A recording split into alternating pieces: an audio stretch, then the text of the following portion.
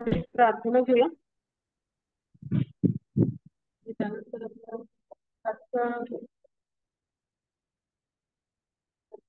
उपअवतार आहे तर त्याचा उर्वरित भाग आहे तर तो आपण अभ्यासणार आहोत. तेव्हा तर सर्वांचं आपल्या भक्तिपुत्राच्या क्लासमध्ये हार्दिक हार्दिक मेंबरच्या वतीने स्वागत करतो आणि आजच्या क्लासला प्रणामार्पण करूया, मंगलाचरण करूया आणि त्यानंतर सुरुवात करूया. ओम नमो भगवते वासुदेवाय. ओम नमो भगवते वासुदेवाय. ओम नमो भगवते वासुदेवाय. ओम अज्ञानतिमिरान्धस्य ज्ञानाञ्जनशलाकया चक्षुरुन्मिलितं येन तस्मै श्रीगुरुवे नमः. श्रीचैतन्यमनोभीष्टं स्थापितं येन भूतले स्वयं रूप कदा मह्यं ददाति. वन्देऽहं श्रीगुरो श्रीयुतपदकमलं श्रीवैष्णवांश्च श्रीरूपं साग्रजातं सहगणरघुनाथान्वितं तं सजीवं साद्वैतं सावधूतं परिजनसहितं कृष्णचैतन्यदेवं श्रीराधा कृष्णपादान् साधुमललितां श्रीविशाखान्वितांश्च हे कृष्णकरुणा सिन्धो दीनबन्धो जगत्पते गोपेश गोपिकान्त सप्त कांचन गौरांगी राधे नमामि हरि. पांचकल्पतरुश्च कृपा सिन्धुश्च पतितानां पावनेभ्यो वैष्णवेभ्यो नमो नमो. ॐ विष्णुपदाय कृष्ण कृष्णाय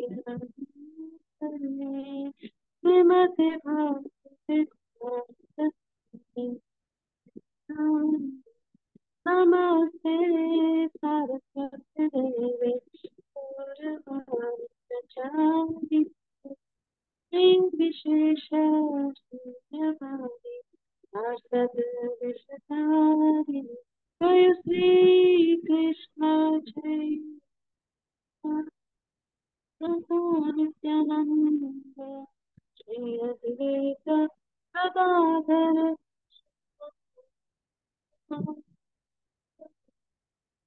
हरे कृष्णा कृष्ण कृष्ण हरे हरे हरे राम राम राम हरे हरे हरे कृष्ण कृष्ण कृष्ण हरे हरे हरे राम राम राम हरे हरे. श्री श्री राधा गोविंद की जय हो. श्रील प्रभुपाद की जय हो. श्री गुरु महाराज की जय हो. श्रीमद ग्रंथराज भागवतम की जय हो. हरे कृष्ण सर्वांना. आपल्या वैष्णव सदाचार क्लासमध्ये सर्वांचं हार्दिक हार्दिक स्वागत. आपण आपला आजचा जो समुद्र मंथन लीला हा जो आपला आजचा जो उर्वरित भाग आहे त्याचा आणि पूर्ण अवताराचा पुढचा भाग तर तो आपण आज अभ्यासणार आहोत. माझा आवाज ऐकू येतोय सगळ्यांना? हरे कृष्ण. हो माताजी, आवाज येतो. माताजी आवाज ऐकू येतो व्यवस्थित? हरे कृष्ण. आवाज येतोय माताजी, व्यवस्थित येतोय. Okay okay. हरे बोल हरे बोल. थँक्यू. तर आता आपण सुरुवात करूया. तर मागच्या वेळेला आपण अभ्यासलं होतं की देव आणि जे असुर आहेत तर त्यांनी काय केली, संधी केली. त्यांना कोणी सांगितलं तर भगवान जे आहेत तर त्यांनी मार्गदर्शन केलं होतं. त्यानुसार त्यांनी संधी केली असुरांशी जे देव आहेत त्यांनी. कारण त्यावेळी त्यांच्यासाठी प्रतिकूल काळ होता आणि मग जेव्हा योग्य अनुकूल काळ होईल तर त्यावेळेला मग ते काय करणार होते की असुरांच्या वरती विजय मिळवण्यासाठी प्रयत्न करणार. आणि हे सगळं मार्गदर्शन कोणी केलं होतं? भगवान स्वयं जे आहेत तर त्यांनी येऊन हे सगळं मार्गदर्शन सगळ्या देवतांना केलेलं होतं की बिलकुल क्रोधाने विचलित होऊ नका तुम्ही आणि दैत्य जो काही प्रस्ताव मांडतील त्याला तुम्ही होकार देऊन टाका असं त्यांनी सांगितलं होतं. आणि त्यामुळे काय झालं, देवासुर संधी झाली होती. आणि मग आता अशा पद्धतीने काय घडलं होतं की ही समुद्र मंथनाची जी लीला होती तर ती आता म्हणजे सुरू झाली होती. तर आता त्याचा पुढचा भाग आपण अभ्यासणार आहोत. मग आता समुद्र मंथन लिहिण्यासाठी मग देव आणि असुर आले. मग त्यासाठी काय काय गोष्टी लागल्या हे आपण अभ्यासलं. मग त्यावेळेला वासुकी नावाचा जो नाग आहे तर त्याला घेऊन आले गरुड जे आहेत ते. मग त्यानंतर तिथं जो म्हणजे तिथं जो रवी म्हणून पर्वत वापरायचा होता तो मंदार पर्वत आहे. तर त्याला देखील हे देव आणि असुर आहेत तर त्यांनी तो उपटला आणि तो घेऊन यायला लागले. पण त्यांना म्हणजे त्यांचं शक्ती सामर्थ्य कमी पडलं आणि ते दमून भागून गेले चालत चालत येऊन. तो उचलून घेऊन अशा पद्धतीने येत असताना म्हटल्यावर त्यांनी काय केलं म्हणजे त्यांनी श्रीकृष्णाला प्रार्थना केली.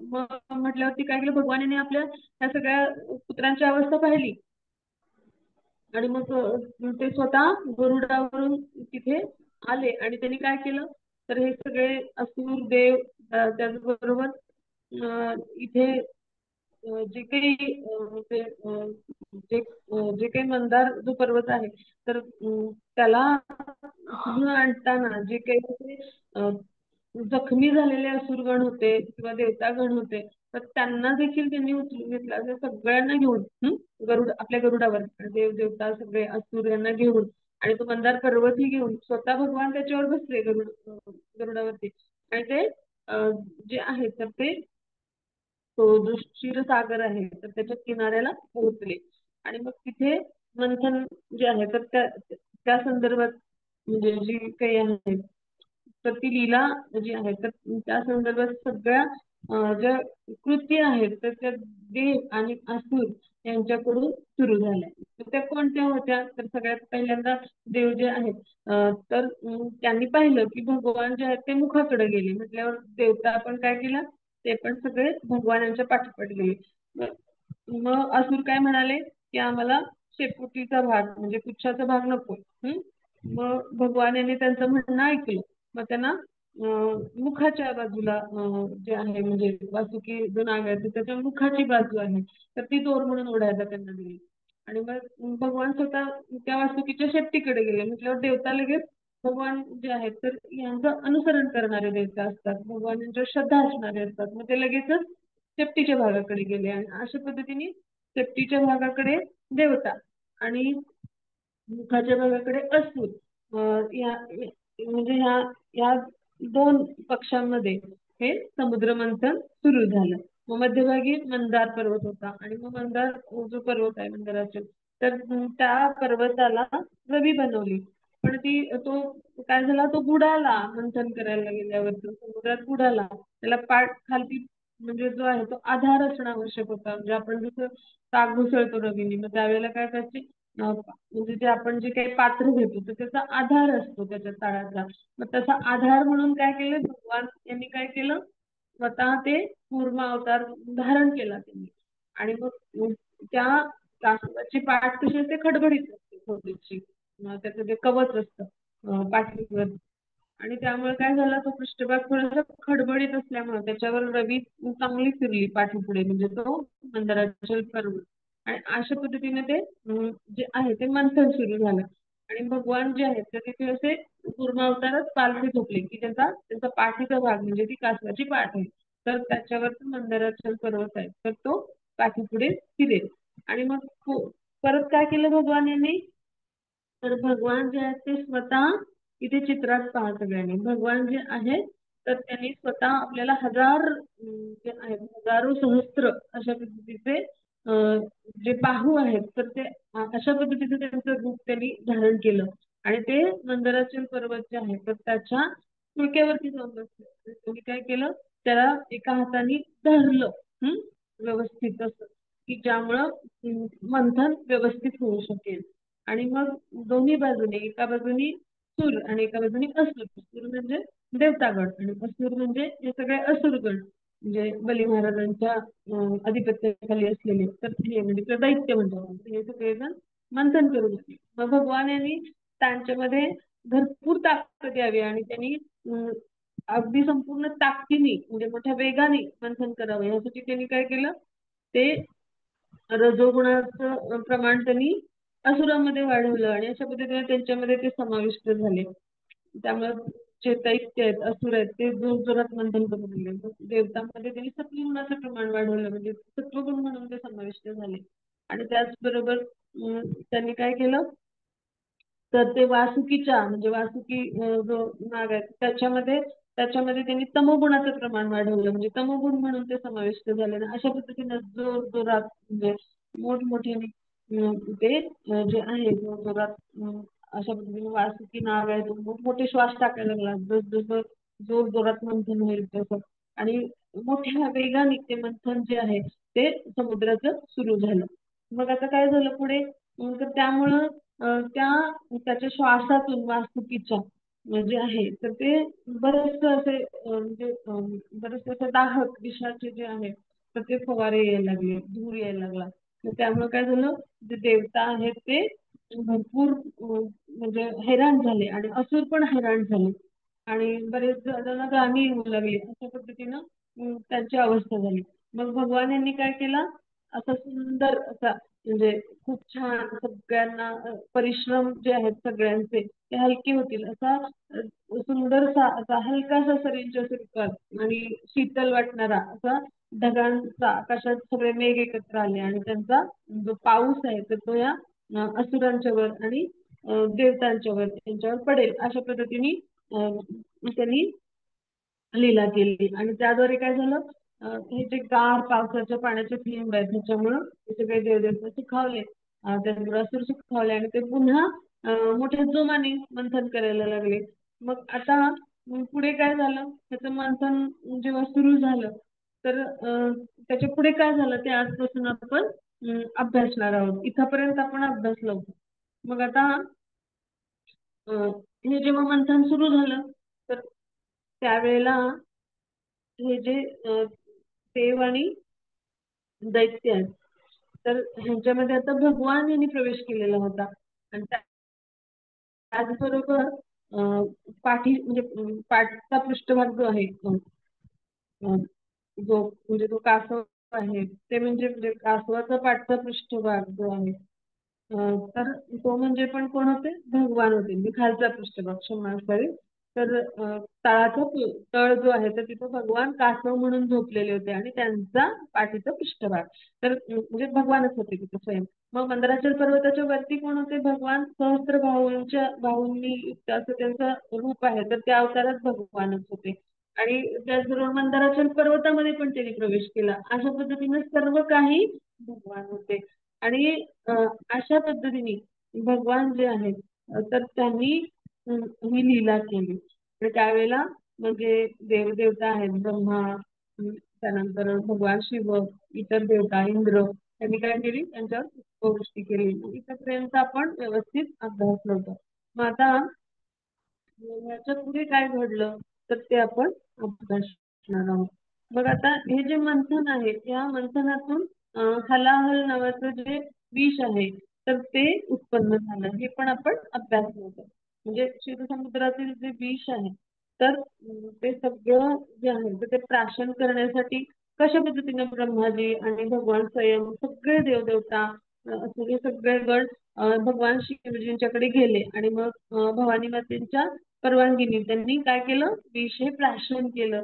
आणि ही लीला कशी घडली हे आपण अभ्यासलं. आणि मग हे शिव जे आहेत त्यांनी विष प्राशन करताना काय झालं, त्यांच्या उंजळीतून थोडंसं विष खाली पडलं की ज्यामुळं जे विंचू, सर्प, विषारी औषधी आहेत किंवा इतर दंश करणारे जे प्राणी आहेत तर त्यांनी काय केलं, हे विषारी प्राण्यांनी ते पिऊन टाकलं. त्यामुळे ते अजून विषारी बनले म्हणून त्यांना विषधर प्राणी किंवा विषारी वनस्पती असं म्हणतात. तर अशा पद्धतीने हे जे आहेत तर विषधर प्राणी निर्माण झाले. इथपर्यंत आपण अभ्यासली होती मी समुद्र मंथन लीला आणि भगवानांचा पूर्ण अवतार. आता याचा पुढचा भाग आपण अभ्यासणार आहोत. आता इथे काय झालं तर हा भाग आपण समजून घेऊया. मग आता हे जे हलाहल आहे तर हे भगवान जे आहेत तर त्यांनी म्हणजे भगवान शिवानी प्राशन केलं. मग आता पुढं काय घडलंय शिवसमुद्र मंथन लीलेमध्ये, तर त्याचं मंथन होत असताना आता म्हणजे आता जी लक्ष्मी देवी आहे तर ती प्रकट झाली. मग ती कशी प्रकट झाली, मग तिनं भगवान विष्णूंना आपलं पती म्हणून कसं स्वीकारलं, तर हे सगळं आपण अभ्यासणार आहोत. त्याचबरोबर अमृत कलश हातात घेऊन धन्वंतरी प्रकट झाला, म्हणजे धन्वंतरी हे भगवान यांचंच रूप आहे, ते प्रकट झाले. मग भगवान विष्णूंनी आपला मोहिनी हा विश्वसुंदरीचा अवतार कसा प्रकट करून असुरांना मोहित केलं, हे सगळं आपण आता अभ्यासणार आहोत. मग आता इथे आपण समजून घेऊया की या ज्या मंथनाचा परिणाम होता, त्यामुळे त्याच्यातून सगळ्यात पहिल्यांदा काय झालं हे सगळ्यांनी आपण मुद्दे लिहून घेऊया की हलाहलविष निर्माण झाली. मग आता याच्या पुढे काय की हलाहलविष आहे ते शिवांनी प्राशन केलं. मग इथपर्यंत आपण अभ्यास केला. मग आता त्याच्या पुढं काय झालं ते आपण समजून घेऊया. तर आता जी अं, भवानी आहे त्या म्हणजे किंवा दुर्गा माता म्हणजे पार्वती माता त्यांनी परवानगी दिली भगवान शिवांना ते विष प्राशन करायची. हे सगळं आपण या स्लाइड मध्ये अभ्यासलं होतं. मग त्याची पुढची हे घेऊया स्लाइड घेऊया म्हणजे ते पुढचं वर्णन आहे त्याच्यामध्ये. हा मग हरे कृष्ण. हरे कृष्ण. हा आता या मंथनातून कोणत्या कोणत्या वस्तू आल्या, म्हणजे कोणत्या कोणत्या व्यक्ती आल्या, काय काय मिळालं हे आपण अभ्यासणार आहोत. सगळ्यांनी मध्ये लिहून घ्या. हा खूप सुंदर असं हे वर्णन आहे. तर आता भगवान शिवानी हे सगळं हलाहल पिलं, विष जे आहे प्राशन केलं. मग आता जे देवता आहेत आणि जे असुर आहेत तर ते पुन्हा जोमाने काय करू लागले, हे मंथन करू लागले समुद्राचं. आणि मग त्याच्यातून सगळ्यात पहिल्यांदा काय आलं तर ते आपण आता पाहणार. तर सगळ्यात पहिल्यांदा त्याच्यातून सुरभी नावाची गाय उत्पन्न झाली. ते चित्रात पहा ना दिली सुरभी नावाची गाय आली. म्हणजे जी सुरभी जी गाय आहे म्हणजे तर ती काय करते, तिचं म्हणजे तिचं कार्य काय आहे ते आपण समजून घेऊया. तर ती जी गाय आहे तिला कामधेनू असं म्हटलं जातं. ती सगळ्या इच्छा पूर्ण करते. वशिष्ठांकडे अशी कामधेनू गाय होती पहा, सुरभी असं तिला म्हटलं जातं. तर ती म्हणजे तुपाचं उगमस्थान म्हटलंय तिला, म्हणजे हवीर धानी असं म्हणतात तिला. म्हणजे तिच्याकडून पासून दूध मिळतं आणि दुधापासून लोणी होतं आणि लोण्यापासून काय होतं तर आपण तूप तयार करू शकतो. मग यज्ञ याग जे विधी असतात त्यासाठी ते आवश्यक असतं. मग आपल्याला जर समृद्धी हवी असेल आपल्या जीवनामध्ये तर यज्ञ दान तप ही आवश्यक कार्य गृहस्थाश्रमामध्ये करायला आपण म्हणजे हे करायला जे सांगितले ते सगळं अभ्यासलं भगवद्गीतेमध्ये की नाही. गृहस्थाश्रमात किंवा कोणीही आपल्या जीवनामध्ये सुख समृद्धी येण्यासाठी म्हणजे कुठल्याही आश्रमाच्या व्यक्ती म्हणजे तो कुठल्याही वर्णाचा आणि कुठल्याही आश्रमात असो तर त्यांनी यज्ञ दान तप करायला हरकत नाही. शास्त्रांची मान्यता आहे. हे आवश्यक कार्य आहेत आपल्या जीवनात किंवा अग्निहोत्र यज्ञ हे पण एक आवश्यक करणं आहे. तर त्यासाठी तुपाचा साठा लागतो. म्हणजे अग्निहोत्र हे सूर्योदय आणि सूर्यास्ताला केलं जातं. त्या आहुती दिल्या जातात. तर त्या इंद्र देवतेला आणि अग्नी देवतेला आहुती दिली जातात. तुपाची आहुती दिली जाते. मग त्यासाठी तूप आवश्यक असतं. तर हे जे तूप आहे तर हे आपल्याला मिळण्यासाठी गाईचं दूध आवश्यक आहे. पुरेशा गायी असतील तरच दुधाचं उत्पादन होईल. म्हणजे काय की भगवद्गीतेमध्ये 18.44 मध्ये सांगितले का गोरक्षण म्हणजे कृषी गोरक्षा वाणिज्य हे वैश्य वर्णाचं कर्म आहे. म्हणजे वैश्य वर्णाची लक्षणं जी आहेत गुणधर्म आहेत ते भगवद्गीतेत आपण अभ्यासले. मग अशा पद्धतीने भगवान जे आहेत तर त्यांनी हे आपल्या लीलेतून आपल्याला दाखवून दिले पहा. म्हणजे भगवान यांची लीला कशी आहे की त्यांनी काय केलं वैश्य वर्णामध्ये त्यांचा जे आहे त्याचा जन्म आहे. म्हणजे आणि तिथे त्यांनी काय केलं तर त्यांनी गोपालन केलं आणि त्याचबरोबर म्हणजे एक प्रकारे म्हणजे कृषी गोरक्षा आणि वाणिज्य तर म्हणजे हे जे कार्य आहे वैश्यांचं तर ह्याला चालना दिली. म्हणजे वैश्य वर्णाची सेवा केली पहा. मग त्यांनी कारण ते नंदबाबांचे पुत्र होते ओके नाही आणि त्यांचं गोपालन कार्य होतं आणि मथुरेला काय करायचं या सगळ्या गोपी जाऊन लोणी विकून यायच्या दूध दही लोणी ओके नाही. म्हणजे एक प्रकारे त्यांनी वैश्य वर्णाची सेवा केली. मग त्यानंतर भगवान श्रीकृष्ण आहेत तर त्यांनी काय केलं अर्जुनाला रणांगणामध्ये लढण्यासाठी उपदेश केले आणि त्याचबरोबर त्यांनी काय केलं त्याचं गुरुपद पण स्वीकारलं. उत्तम शिष्य आहे त्यांचा भगवान स्वयं भगवान पूर्ण पुरुषोत्तम भगवान आहे. पण अर्जुनाने काय केलं आपण पाहिलं दुसऱ्या अध्यायामध्ये की आता आपली मित्रत्वाची बोलणी त्यांनी थांबवली आणि आता तुम्ही गुरु म्हणून मार्गदर्शन करा म्हणून तो त्यांना शरण गेला भगवान श्रीकृष्णांना अर्जुन. तर अशा पद्धतीने त्यांनी जे आहे तर ते शिक्षा गुरु म्हणून जे आहे तर ते दायित्व स्वीकारलं होतं. मग अशा पद्धतीने भगवान श्रीकृष्णांनी ब्राह्मण वर्णाची सेवा केली. त्याचे गुरु पद स्वीकारून भगवान जगद्गुरु आहेत.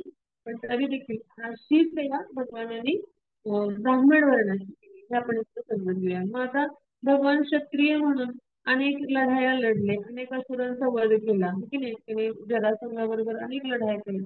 त्यानंतर अनेक असुरांना त्यांनी म्हणजे त्यांना म्हणजे असे मारून टाकलं आणि प्रजेचं संरक्षण केलं किंवा दुष्टांचा नाश केला. परत त्यांनी कंसाचा पण वध केला हो की नाही. आणि मथुरा जे आहे तर तिच्यावर आपलं राज्य म्हणजे काय की मथुराचे जे राजे होते तर ते कृष्णांचे कोण आहेत तर ते प्रपितामह आहेत. तर त्यांनी उग्रसेन जे राजे होते त्यांना एक तुरुंगात टाकलं होतं कंसाने आणि मातापित्यांना पण तुरुंगात टाकलं होतं.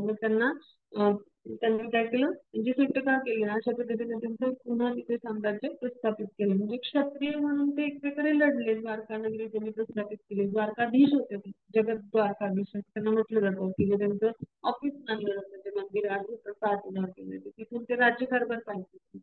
तर अशा पद्धतीने त्यांनी क्षत्रिय वर्णाची सेवा केली. आणि त्याचबरोबर त्यांनी काय केलं की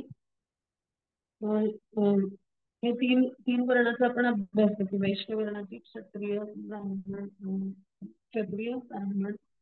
ह्या तीन वर्णांची आपण सेवा अभ्यासली.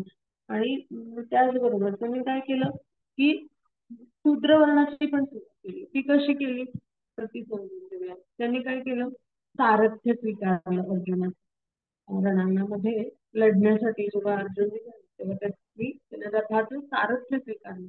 मग आता रथाचं जेव्हा एखादं सारथ्य व्यक्ती करत असतो त्यावेळेला रणांगणामध्ये इतका कोलाहल असतो, इतका इतका आवाज असतो म्हणजे लढणाऱ्या सैनिकांचा किंवा त्यांच्या अस्त्रांचा. त्याचबरोबर पशु असतात, घोडे असतात, म्हणजे रथाला गुंतलेले घोडे किंवा हत्ती असतात, मनुष्य बळ असतं म्हणजे पायदळ घोडबळ. त्यामुळे त्याचा आवाज इतका असतो त्या रणांगणामध्ये कोलाहल इतका असतो की तिथे जर आपण कोणाला काही आज्ञा दिली तर ते त्या व्यक्तीपर्यंत ते पोहोचूच नाही शकत. त्यावेळेला काय करायचं तिकडे रणांगणामध्ये असा संकेत होता की काय करायचं की जर उजव्या दिशेला रथ वळवायचा तर जो क्षत्रिय लढणारा असेल तो काय करत असेल तर सारथ्याच्या उजव्या खांद्यावरती उजव्या बाहूवर लत्ता प्रहार करायचा. आणि जर डाव्या बाजूला रथ वळणार असेल तर तो डाव्या खांद्यावरती लत्ता प्रहार करायचा.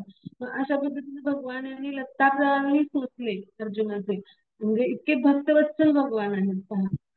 आपल्या आपल्या भक्तांसाठी ते स्वतःलाही विकून टाकतात. थोडस तुलसी जल आणि जल असं म्हटलंय. अद्वैत आचार्य जे आहेत त्यांनी अशी प्रार्थना केली चैतन्य चरितामृतामध्ये हे वर्णन येतं की भगवान कृष्ण की तुम्ही आता अवतार धारण केला म्हणून. तर थोड्याशाही अशा सेवेने भगवान जे आहेत ते प्रसन्न होतात पहा. तर असेही भगवान आहेत त्यांना भक्तवत्सल असं म्हणले म्हणून अर्जुनाचं त्या प्रेमापोटी सारथ्य स्वीकारलं. आणि त्याची एक प्रकारे म्हणजे भगवान यांना सुद्धा भक्तांची सेवा करायला आवडते. भगवान अशी संदेश शोधत असतात की भक्तांची मला कशी सेवा करायला मिळते. तो भक्त जास्तीत जास्त भगवानांची सेवा करायचा प्रयत्न करत असतात. तर भगवान यांना पण आवडतं असं ते प्रेमाचं आदान प्रदान असतं भगवान आणि भक्त यांच्यामध्ये. तर त्यांनी अशा पद्धतीने सारथ्य जे आहे ते स्वीकारून त्यांनी काय केलं एक प्रकारे शूद्र वर्णाचीही सेवा केली होती. असे ते भगवान आहेत आपले. तर त्यांच्या म्हणजे त्यांच्या मार्गदर्शनाने हे जे आहे ते मंथन घडत होतं.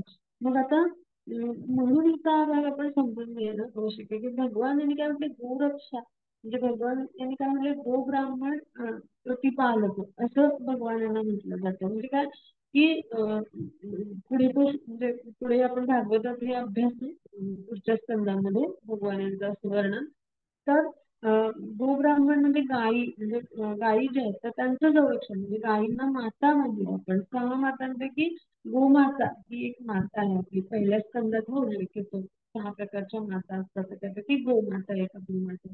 मग त्याचबरोबर ब्राह्मण म्हणजे ब्राह्मण वर्णाचे लोक तर त्यांचं संरक्षण जर आपण केलं तर सुख समृद्धी समाजात नांदू शकते. कारण ते काय करत असतात तर ते आपल्याला ज्ञान प्रदान करत असतात, एक प्रकारे संरक्षण करत असतात आपल्याला भौतिक जगतामध्ये. आपण जे आहे ते भ्रमित होणार नाही यासाठी. आणि प्रजेचं बाह्य संरक्षण, बाह्य अर्थानं संरक्षण पण करत असतात आणि काही राजर्षी पण असतात की दोन्ही प्रकारे ते संरक्षण करत असतात की आपली प्रजा जी आहे ती अशा मायेमुळे भ्रमित होणार नाही किंवा पतित होणार नाहीत आणि ते आध्यात्मिक स्तरावर उन्नती करतील आणि आपल्या मानवी जीवनाचं ध्येय साध्य करतील की जे भगवत प्राप्ती आहे. अशा पद्धतीनं राजर्षी होऊन गेले की जसे अमरीश महाराज, जनक महाराज असे अनेक आहेत, प्रल्हाद महाराज. तर हे राजर्षीची भूमिका निभावतात, म्हणजे ते भक्ती देखील करतात, भगवानाची भक्ती देखील सेवा, आणि त्याचबरोबर त्यांनी काय केलं, प्रशासकीय सेवा पण दिली, म्हणजे उत्तम राज्यकारभार. पृथ्वी महाराजांमध्ये उत्तम गुण होते प्रशासकीय सेवेचे. तर अशा पद्धतीने दोन्ही भूमिका निभावतात ते क्षत्रिय वर्णाचे लोक असतात. मग या या माध्यमातून भगवान यांनी एक प्रकारे म्हणजे ही या या लीलेतून ही एक प्रकारे आपली जी भूमिका आहे ती स्पष्ट केली. म्हणजे काय की ही लीला अगदी आपल्याला असं वाटेल की म्हणजे काय झालं, फक्त एक पूर्वी गायकातून गाणी झाली मंथनातून सुरुवातीला, पण असं नाहीये. तर इथे भगवान यांना आपल्याला काय सांगायचं हे आपण समजून घेतलं पाहिजे. तर गोरक्षा आणि गोमातेची सेवा आणि त्याचबरोबर म्हणजे कशा पद्धतीने आपण गायींचं संगोपन करून एक सुखी समृद्धी मानव समाजाची निर्मिती करू शकतो. पाऊस पाऊस मांस आणि जे सांगितलंय की गुरुकुल सिस्टीम, काऊस फार्म्स आणि गुरुकुल, तर हे शिलप्रभुपादांनी सांगितले. तर हेच तीन गोष्टी वर्णाश्रम व्यवस्थेमध्ये आवश्यक आहेत. म्हणजे दैवी वर्णाश्रम व्यवस्था म्हणजे स्थापित करणं आणि त्यानुसार वेगवेगळी गुरुकुल आणि त्याचबरोबर वर्णाश्रम व्यवस्था असलेली कॉलेजेस जे आहेत तर ती निर्माण करणं आणि वर्णाश्रम व्यवस्थेनुसार आपली जीवन पद्धती निर्माण करणं हे शिलप्रभुपादांचं एक स्वप्न होतं. तर त्यांचं ते कार्य जे आहे ते पूर्ण नेण्यासाठी म्हणजे पूर्तीला नेण्यासाठी आपलं जे इस्कॉन आहे किंवा इस्कॉनच्या माध्यमातून म्हणजे मोठ्या प्रमाणात कार्य होत आहे. म्हणजे त्यांनी सगळी उद्दिष्ट जी आहेत ते पूर्ण केली होती शिलप्रभुपादांनी आपली, जे त्यांनी ठरवलं होतं आणि त्यांचे त्यांना त्यांच्या गुरुजी उपदेश केला होता. पण त्याचबरोबर त्यांचं एक अपूर्ण राहिलेलं स्वप्न होतं. ते म्हणजे काय होतं, तर वर्णाश्रम व्यवस्थेनुसार पद्धती आणि त्याचबरोबर गुरुकुल वेगवेगळ्या ठिकाणी गुरुकुल युनिव्हर्सिटी त्यांची वैदिक ज्ञान म्हणजे आहे. तर त्या माध्यमातून त्याचा प्रचार प्रसार आणि अशा पद्धतीची जीवनशैली हे त्यांचं स्वप्न होतं. आणि आज इस्कॉनच्या माध्यमातून ते पूर्तीसाठी सर्वतोपरी प्रयत्न होत आहेत. आणि हे एक महत्व आहे की सुरभी गाय जी आहे तर ती मंथनातून राहिली आहे. मग आता पुढे काय अजून काय आलं समुद्र मंथनातून बाहेर, तर ते आपण समजून घेणार आहोत. आणि या सुरभी गायची अजून एक महत्वाचा आपण समजून घेणार आहोत. ही गाय आहे ती वैकुंठ लोकातच आढळते. आणि ब्रह्मसंहितेत त्याचं फार सुंदर वर्णन आहे की वैकुंठ लोकांमध्ये कशा पद्धतीने सुरभी गायी पाळल्या जातात आणि भगवान यांना ते विशेष प्रिय आहे. कारण ते हवं तेवढं दूध देऊ शकतात. म्हणजे आपल्या इच्छेनुसार आपण किती वेळा दूध काढू शकतो. अमर्याद दुधाचा पुरवठा करणार आहे आणि मग यज्ञाचं ते दूध आवश्यक आहे आणि दुधाच्या साह्यानं मनुष्य जीवनाचं कसं सार्थक होऊ शकतं साधू संत योग्य प्रकारे जाणतात. म्हणून साधू संतांना ब्राह्मणांना म्हणजे ब्राह्मण वर्णाच्या लोकांना आपण समजून घेऊ त्यांना गाय देत असतात. म्हणजे वेदशास्त्रात गोरक्षणाची सगळीकडे स्तुती आहे. तर कारण काय आहे, तर हे आहे की मनुष्य जीवनाचं सार्थक फक्त गाय प्रदान करण्याने होऊ शकतं. त्यामुळे पूर्वीच्या काळी ब्राह्मणांना गाय देत असत. म्हणजे किंवा आपण भागवतामध्ये अशा गोष्टी पण ऐकल्या की गाय प्रदान म्हणजे गाय प्रदान न करता जर संपत्ती प्रदान केली एखाद्या राजाने जडलं जाईल तर तिथे ऋषीमुनी जे आहेत तर ते काय सांगतात की याचा मला काही उपयोग नाही, तुम्हाला काय कर एखादी गाय अर्पण कर. अशा पद्धतीने आपण उल्लेख पण पाहतो. याचं कारण काय आहे, तर यज्ञ किंवा जे काही तप आहे किंवा वेगवेगळे म्हणजे जे यज्ञ हवन जे काही आवश्यक आहे तर त्यासाठी म्हणजे दूध आणि दुधापासून म्हणजे तूप मिळवता येतं. आणि त्याचबरोबर दुधाचा उपयोग पोषणासाठी पण होतो. तर अशा रीतीने म्हणजे साधू संत जे आहेत ते हे महत्व योग्य प्रकारे जाणतात की मनुष्य जीवनाचं सार्थक कसं होऊ शकतं आणि यासाठी सुरभी गायीचं जे महत्व आहे तर ते आपण अभ्यासलं. मग आता पुढे जे आहे तर ते काय मिळालं तर समुद्र मंथनातून. तर आता पुढे चंद्रासारखा शुभ्र वर्ण असलेला उच्चश्रवण नावाचा घोडा जो तर तो समुद्र मंथनातून उत्पन्न झाला. आता पुढची स्लाइड वर आपण जाऊया म्हणजे ते आपल्याला पाहायला मिळेल. आता त्याची पुढची स्लाइड घेऊया. हरे कृष्ण. हरे कृष्ण माताजी पुढची स्लाइड घेऊया. हा आता इथं हा पहा हा उच्चेश्रवा नावाचा घोडा आहे. हा कसा आहे चंद्रासारखा एकदम शुभ्र वर्ण आहे त्याचा आणि अत्यंत सुंदर आहे पहा तो. आणि मग त्याला बळीराजाने पाहिलं आणि मग तो घोडा स्वतःकडेच ठेवून घेण्याची इच्छा त्यांनी व्यक्त केली. मग त्यावर इंद्र शांत राहिला कारण पूर्वीच पूर्ण पुरुषोत्तम भगवान यांनी सांगितलं होतं की जे असुरांना पाहिजे त्या पद्धतीने त्यांना करू द्या तुम्ही. मग त्यांची इच्छा जी आहे त्यांना जे काही हवंय ते त्यांना घेऊ द्या आणि तुम्ही शांत राहा आणि अनुकूल परिस्थितीमध्ये तुम्ही काय करा की तुम्ही जे आहे तर ते ह्या असुरांच्या वरती मात करा. मग त्यामुळे इंद्र हा शांतच राहिला. तो बिलकुल म्हणाला नाही की मला हा उच्चश्रवा घोडा हवाय. अशा पद्धतीने जे आहे तर इंद्राचं वर्तन होतं. मग ह्याच्यातून आपण काय समजून घ्यायचं आपण मागच्या वेळेला तो न्याय पण समजून घेतला होता की सर्पमूषक न्याय आहे. म्हणजे काय की अशा पद्धतीने जे देव आहेत तर ते शांत राहिले. मग याच्यातून आपण उपदेश काय ग्रहण करायचा किंवा भगवान यांना काय सांगायचं हे आपण समजून घ्यायचं किंवा ग्रहण करायचं. तर अनुकूल परिस्थितीमध्ये शांतपणे म्हणजे जे काही पावलं टाकतात ते खरे वैष्णव असतात. मग प्रतिकूल परिस्थितीमध्ये आपली सहनशीलता हा जो गुणधर्म आहे किंवा अंगी बाणवून त्याद्वारे सहनशीलता या गुणाद्वारे ती परिस्थिती हाताळतात. मग हे खऱ्या वैष्णवाचे गुण आपल्यामध्ये येणं आवश्यक आहे किंवा हे गुण आपल्या अंगी आपण बाळगणं आवश्यक आहे. हे ह्या लिलेतून आपण शिकतो. आता पुढच्या भागावर जाऊ आपण. मग आता पुढे काय घडलं ते आपण अभ्यास करणार आहोत. मग आता ह्या मंथनातून ऐरावत नावाचा गजराज उत्पन्न झाला. ह्या स्लाइड मध्ये दिसतो पहा दुसरा पॉइंट आहे. तर तो गजराज कसा होता तो देखील पांढरा शुभ्र असा होता गजराज जो होता तो. आणि त्याला म्हणजे काय होते चार असे सुळे होते.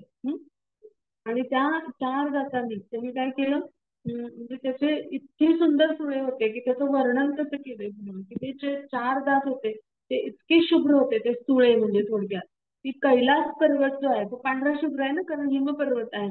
तर त्याची देखील शोभा तो हरण करून पाहत होता. इतके सुंदर सुळे त्या गजराजाला होते. असा सुंदर गजराज होता तो. आणि मग त्या मंथनातून तो उत्पन्न झाला. मग मग त्यानंतर पुढे काय उत्पन्न झालं तर कुठल्याही दिशेला जाऊ शकणारे 8 मोठे हत्ती उत्पन्न झाले त्या मंथनाच्या क्रियेतून. मग आता ऐरावत हा त्यातला प्रमुख हत्ती होता आणि अभ्रमु असे प्रमुख 8 हत्तीणी पण उत्पन्न झाल्या. म्हणजे काय की त्यातून हत्ती पण उत्पन्न झाले अनेक आणि हत्तीणी पण उत्पन्न झाल्या. आणि त्यापैकी सर्वात प्रमुख जो हत्ती होता त्याचं नाव होतं ऐरावत. आणि त्यात अनेक हत्ती होते त्यांची नावं देखील आहेत. पुंडरीक वामन कुमुद अंजन पुष्पदंत सार्वभौम आणि सुप्रतीक ही त्या 8 हत्तींची नावं आहेत. आणि 8वा कुठला ऐरावत. मग अशा पद्धतीने हत्ती उत्पन्न झाले आणि हत्तीने उत्पन्न झाले त्यांना त्या प्रमुख हत्तींना काय संबोधन आहे तर अभ्रमु हे सगळ्यांनी लक्षात ठेवूया. मग आता पुढे काय उत्पन्न झालं तर त्या महासागरातून कौस्तुभ आणि पद्मराग नामक 2 प्रख्यात जे आहेत तर ते मणी उत्पन्न झाले.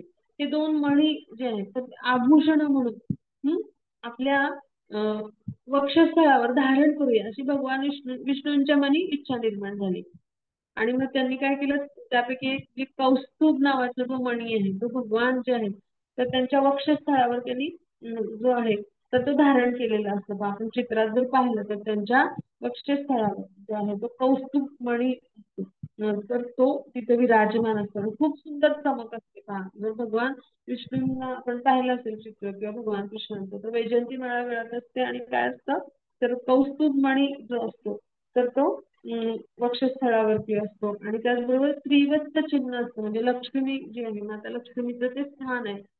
तर त्यांना हृदयात सांगितलंय भगवान यांनी, तर त्याचं ते सांकेतिक चिन्ह असतं श्रीवत्स चिन्ह म्हणून भगवानांच्या छातीवरती ह्या दोन गोष्टी असतात. मग आता भगवान विष्णूंच्या मनी ही जी इच्छा निर्माण झाली तर त्यानुसार त्यांनी ते धारण केलं. मग पुढे स्वर्गाचं भूषण ज्याला म्हटलं जातं तर असं जे आहे तर ते म्हणजे काय पारिजाताचं पुष्प उत्पन्न झालं. पारिजाताचं फूल उत्पन्न झालं. मग आता हे जे पारिजाताचं फूल आहे याचं महत्व काय आहे तर ते सगळ्यांच्या इच्छा सर्वदा पूर्ण करत असतं. ज्याप्रमाणे ते म्हणजे स्वर्गामध्ये सगळ्यांच्या इच्छा पूर्ण करणारं असं ते फूल आहे, इच्छापूर्ती करणारं. मग पृथ्वीवर सुद्धा ते काय करत असतं म्हणजे ह्या पारिजातकाच्या वृक्षाला जर याचना केली तर सर्वांची मनोरथ ते पूर्ण करणारा असा म्हणजे असा हा दिव्य वृक्ष आहे आणि त्याचं हे पारिजाताचं पुष्प आहे तर ते उत्पन्न झालं. आता पुढे काय झालं तर आता स्वर्ग लोकामध्ये ज्या वारांगणांचं कार्य करत असतात अशा ज्या अप्सरा आहेत तर त्या उत्पन्न झाल्या. मग उत्तम वस्त्र म्हणजे सुवर्ण अलंकार किंवा कंठहार अशा धारण केलेल्या सुंदर अशा दिसणाऱ्या एकदम मनमोहक आकर्षक हालचाली असलेल्या अशा ह्या अप्सरा निर्माण झाल्या. आणि स्वर्गलोकातील जे सगळे निवासी आहेत त्यांचं ते मन आकर्षित करत होत्या. अशा सुंदर सुंदर अप्सरा त्यातून निर्माण झाल्या. आता पुढे काय घडलं हे आपण पुढच्या स्लाइडवर अभ्यासणार आहोत. हा तरी पुढची स्लाइड घेऊ.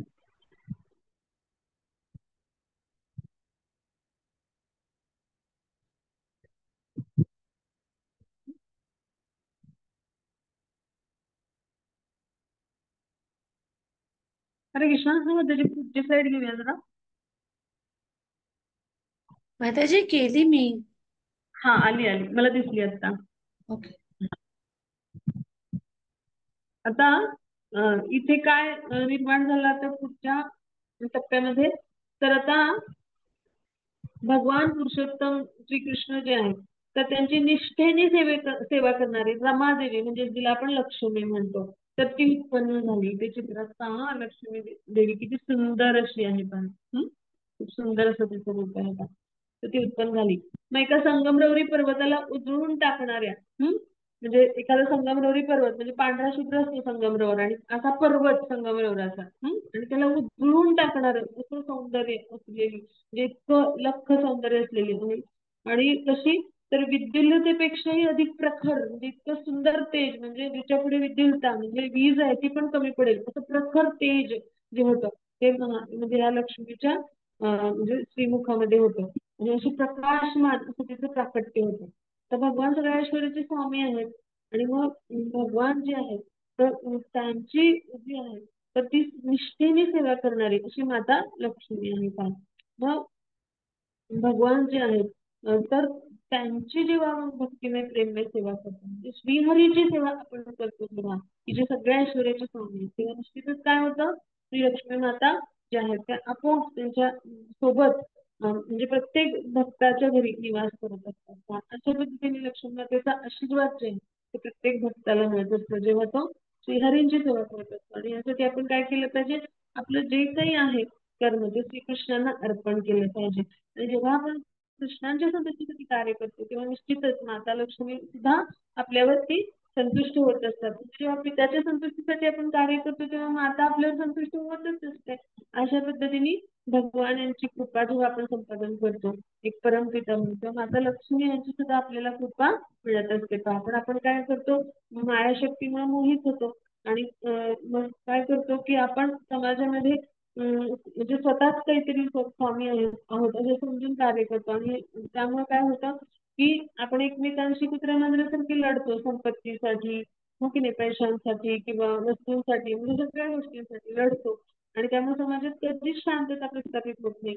पण जेव्हा आपण आपली वास्तविक स्थिती समजतो की आपण जीवात्मा आहोत, भगवान यांच्या जीवात्म्याचा अंश आहोत, त्यावेळेला काय होतं की आपण भगवानांची भक्तिमय प्रेममय सेवा करू लागतो. आणि तेव्हा आणि तेव्हाच जेव्हा आपल्याला वास्तविक स्वरूप स्थिती समजते तेव्हाच समाजामध्ये शांती लाभेल किंवा सुख समृद्धी लाभेल. कारण तेव्हाच आपण काय करू, भगवान यांच्याशी आपला असलेला घनिष्ठ संबंध जो आहे तो प्रस्थापित करून, म्हणजे आधी तो समजून घेऊन आणि नंतर प्रस्थापित करून त्यांच्याशी आपण कसे राहू, कशा पद्धतीने राहू, त्यांचे एक सेवक म्हणून राहू आणि त्यांचे सनातन सेवक म्हणून आपण त्यांची भक्तीने प्रेमने सेवा जेव्हा करू तेव्हा त्या समाजामध्ये शांतता आणि सुख समृद्धी नांदेल. आणि मग त्यावेळेला माता लक्ष्मी पण काय करतील की अत्यंत संतुष्ट होऊन त्या भक्तावर कृपा करतील. म्हणजे जिथे भगवान आहेत, श्रीहरी आहेत, तर तिथे माता लक्ष्मी ज्या आहेत तर त्या निवास करत असतात. मग हाच आपल्या कृष्ण भावनांचा आंदोलनाचा उपदेश आहे. म्हणून जे काही आहे ते भगवान यांना आपण अर्पण केलं पाहिजे, आपला मिथ्या अहंकार त्यागला पाहिजे आणि जे काही आहे संपत्ती ती भगवान यांची आहे असं समजून भगवान यांनी दिलेल्या घरात मी राहतोय,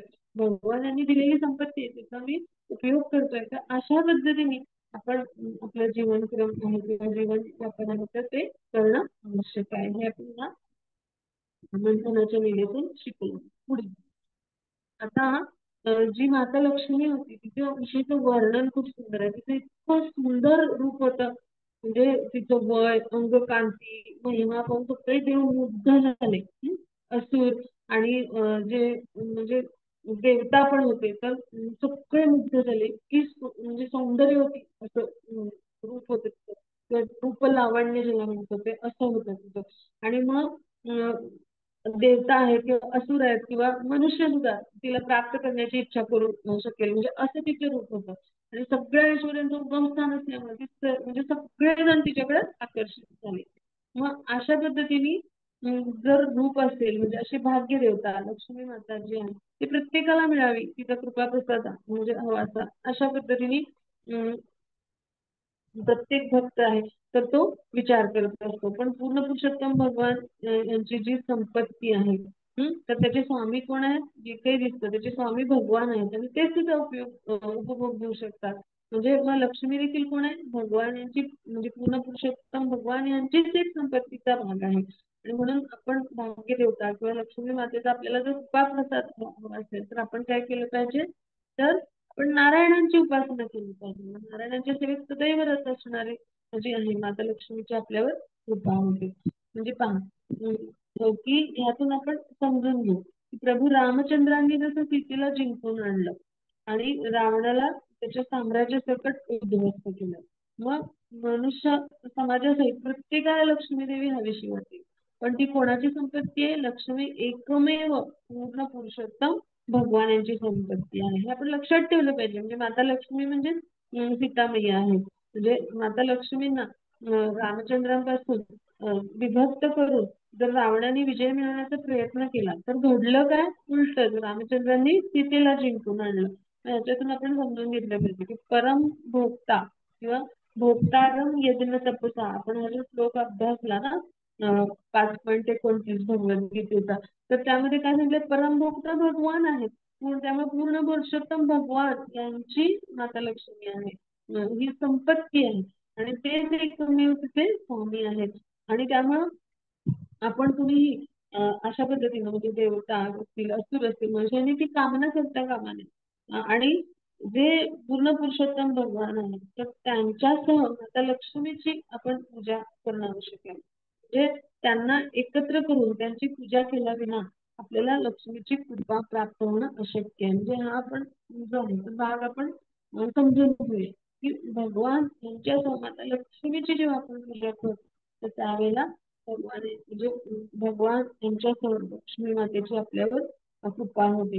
अन्यथा फक्त म्हणजे काय की भगवान जे आहे तर म्हणजे फक्त त्यांची आपण पूजा केली आणि माता लक्ष्मी जे आहे तर त्यांना जर भगवान यांच्यासमोर एकत्र घेऊन नाही पूजा केली की जशा पद्धतीनं काय केलं, रावणाने काय केलं, विभक्त केलं होतं माता लक्ष्मींना म्हणजे सीतामय्यांच्या रूपात भगवान यांच्यापासून तर आणि विजय मिळवण्याचा प्रयत्न केला तर बिलकुल असा आपण प्रयत्न करू नये.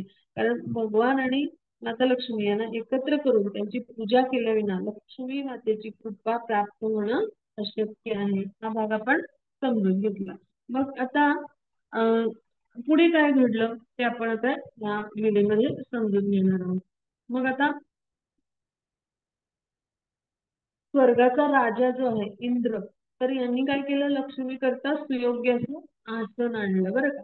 मग गंगा यमुनेसारख्या पवित्र नद्यांनी मूर्तिमंत रूपात प्रकट होऊन सुवर्ण कलशात लक्ष्मी देवी करता शुद्ध असं जल आणलं पहा. आणखी मग भूमिनी व्यक्ती रूपात प्रकट होऊन अभिषेकास लागणाऱ्या सगळ्या औषधी वनस्पती आणल्या. गायींनी दूध, दही, तूप, गोमूत्र, पंचगव्य, गोमय आणलं. आणि वसंत ऋतून काय केलं, आपल्या चैत्र वैशाख महिन्यामध्ये म्हणजे एप्रिल मे मध्ये जी तयार होणारी फुलं फळं आहेत ती तिला अर्पण केली. आणि अशा पद्धतीने जी लक्ष्मी माता आहे तर तिची सर्वांनी काय केली, तर अर्चना केली. अशा पद्धतीचं सुंदर रूप आहे ते लक्ष्मीचं. मग आता पुढे जाऊन आपण या मंथनात अजून काय घडलं ते समजून घेणार आहोत. मग ऋषींनी काय केलं, शास्त्रोक्त विधीने लक्ष्मी देवीचा अभिषेक करायला प्रारंभ केला. मग गंधर्वांनी काय केलं, मंगलदायक असे वैदिक मंत्र गाऊ लागले.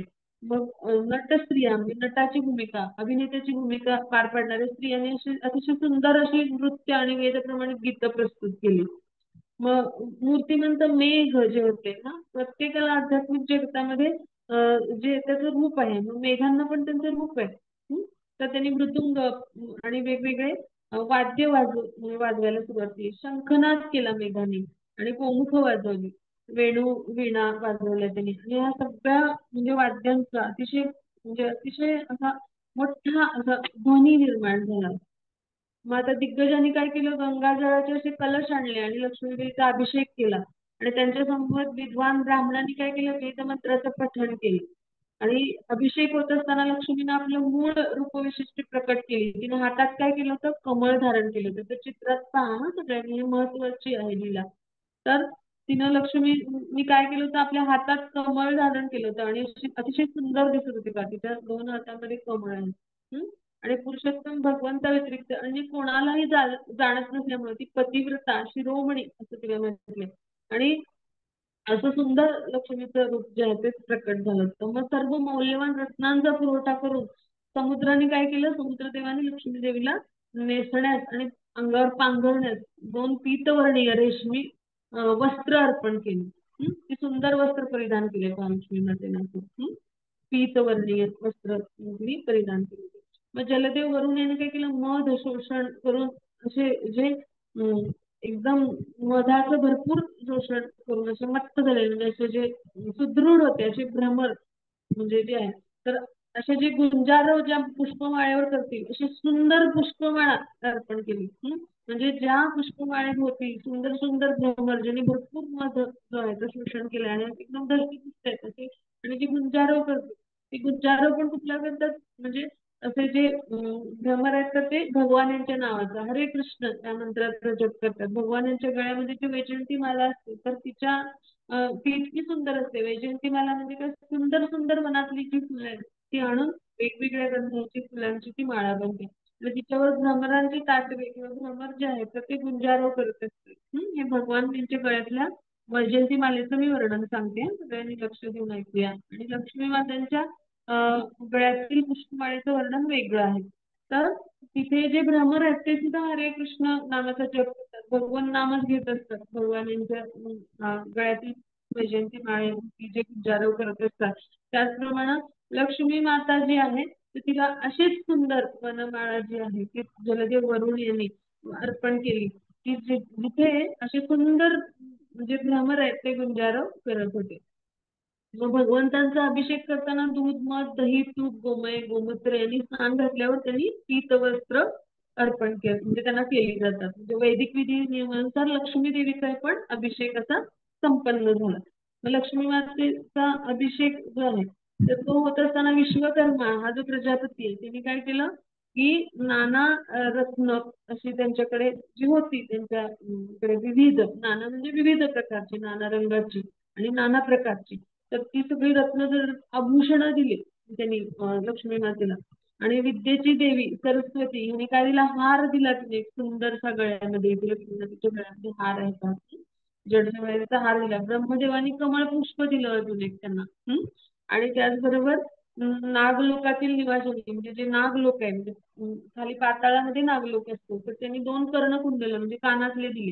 कानात जी कुंडल आहेत लक्ष्मी मातेच्या ते नागलोकातील लोकांनी दिली.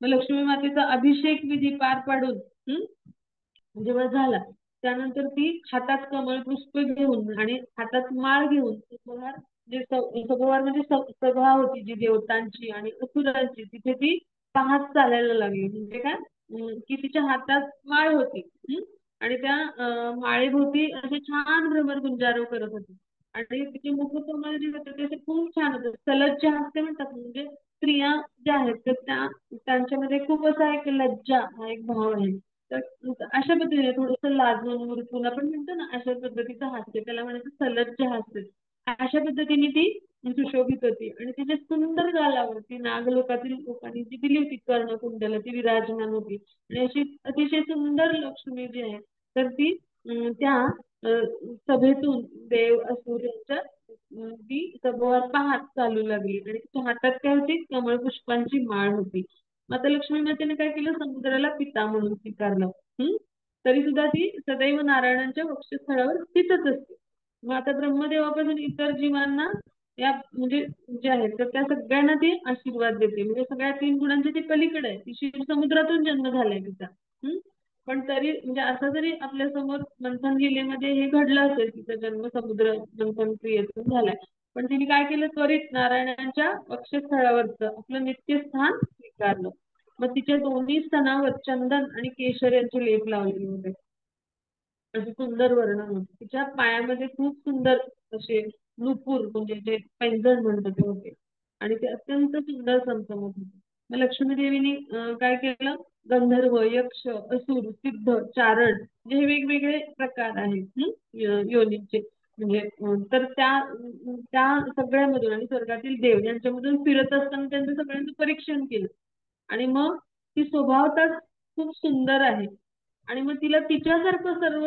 सद्गुण संपन्न असा एकही पुरुष आढळला नाही त्यांच्यापैकी म्हणजे असा निर्दोष असं कुणीही नसल्यामुळं मग ती कुणाच्याही आश्रयाला काही जाऊ शकली नाही म्हणजे लक्ष्मी देवी क्षीरसागरातून उत्पन्न झाल्यामुळं तिला समुद्राची कन्या मानलं जातं मग आता तिचं स्वयंवर सुरू होतं थोडक्यात मग तिला सुयोग्य वर निवडायचा होता म्हणून ती हातात कमळाची माळा घेऊन त्या सगळ्या सभेतून ती परीक्षण करत फिरत होती मग तिला जास्त स्वयंवरात आपल्यासाठी योग्य कुठलाच वर नाही मिळाला आणि मग तिला स्वातंत्र्य होतं ते स्वयंवरात आपल्यासाठी वर निवडण्याचं मग तिने सगळ्यांचं परीक्षण केलं मग तिला बिलकुल स्वतःसाठी योग्य असा एकही वर आढळला नाही आणि म्हणून याचा सरळ अर्थ असा की काय लक्ष्मीपती भगवान नारायण श्रेष्ठ व्यक्ती या भौतिक विश्वास अस्तित्वातच असू शकत नाही याच्यावरून आपण समजू शकतो का आणि म्हणून लक्ष्मी मातेने काय केलं मग समस्त सगळ्या उपस्थितांचं परीक्षण केलं आणि मग काहींनी तर खडतर तपश्चर्या केलेली होती तिथे आणि काहींनी क्रोधाला जिंकलेलं नाहीये काही ज्ञानी आहेत तर त्यांनी भौतिक भोगाच्या इच्छेवर जे आहे ते प्राप्त केलेलं नाही तर काही महान व्यक्ती आहेत पण त्यांची कामवासना नाही गेली मग असा एखादा श्रेष्ठ पुरुष एखाद्या गोष्टीवर अवलंबून असेल तर त्याला आपण परमेश्वर म्हणू शकतो का बिलकुल नाही परमेश्वर म्हणजे काय षडैश्वर्याने युक्त वैराग्य पण त्याच्यामध्ये तितकंच आवश्यक आहे आणि म्हणून भगवान आहे ते षडैश्वर्य युक्त आहेत आणि म्हणून आपण भगवान श्रीकृष्ण यांनाच परम नियंत्रक म्हणून स्वीकारू म्हणजे शास्त्रात सुद्धा पुष्टी आहे पाहिजे ईश्वरा परमकृष्ण असं म्हटले पहा सर्व कारण म्हणजे काय की अशा पद्धतीचा जो आहे व्यक्ती तोच सर्वांचं नियंत्रण करू शकतो आणि जो कोणी धर्मनिष्ठ होता तर जीवांपती तयार नव्हता आणि देव आणि मनुष्य अशा इतरांमध्ये वैराग्य होतं पण वैराग्य मुक्तीचं कारण म्हणजे असू शकत नाही काही मध्ये प्रचंड बळ असतं तर काही शांत काळाच्या आघातापासून वाचणारे नव्हते म्हणजे असे वेगवेगळ्या त्रुटी होत्या प्रत्येकामध्ये कुणाची तुलना भगवान यांच्याशी करता येणार नाही आणि त्यामुळे लक्ष्मी मातेने काय केलं की जे भगवान आहेत तर त्यांना निवडलं मग तिने काय केलं अशा सगळ्यांचं परीक्षण केलं आणि मग तिनं दिव्य सद्गुण आणि योगसिद्धी असलेले भगवान जे आहेत तर त्यांनी ती कमळाची जी माळ आहे तर ती त्यांनी या मुकुंदांच्या गळ्यामध्ये म्हणजे भगवान श्रीकृष्ण त्यांच्या गळ्यामध्ये ती घातली आणि अत्यंत लज्जायुक्त हास्य केलं ती त्यांच्याजवळ जाऊन उभी राहिली आणि तिने तिच्या मनात त्यांच्या वक्षस्थळावर स्थान ग्रहण करण्याची इच्छा प्रदर्शित केली अशी सुंदर ही लीला घडली भगवान यांच्याशिवाय लक्ष्मी मातेसाठी कोणीच जे आहे तर ते योग्य नव्हतं. काही जण दीर्घायू होते, काहींचा स्वभाव शीलवान नव्हता, काहींमध्ये मांगल्य नव्हतं, काहींमध्ये शील आणि मांगल्य दोन्ही होतं, पण ज्यांची आयुर्वेद निश्चित नव्हती. भगवान शिवांसारख्या देवतांना शाश्वत आयुष्य होतं, पण ते स्मशानात निवास करणार ते करत अमंगळ अशा सवयी होत्या त्यांच्यामध्ये. म्हणजे सुयोग्य असं पूर्ण पुरुषोत्तम भगवान यांच्यासारखं कुणीच नव्हतं. आणि त्यामुळं माता लक्ष्मी जे आहे तर त्यांनी भगवान यांची निवड केली.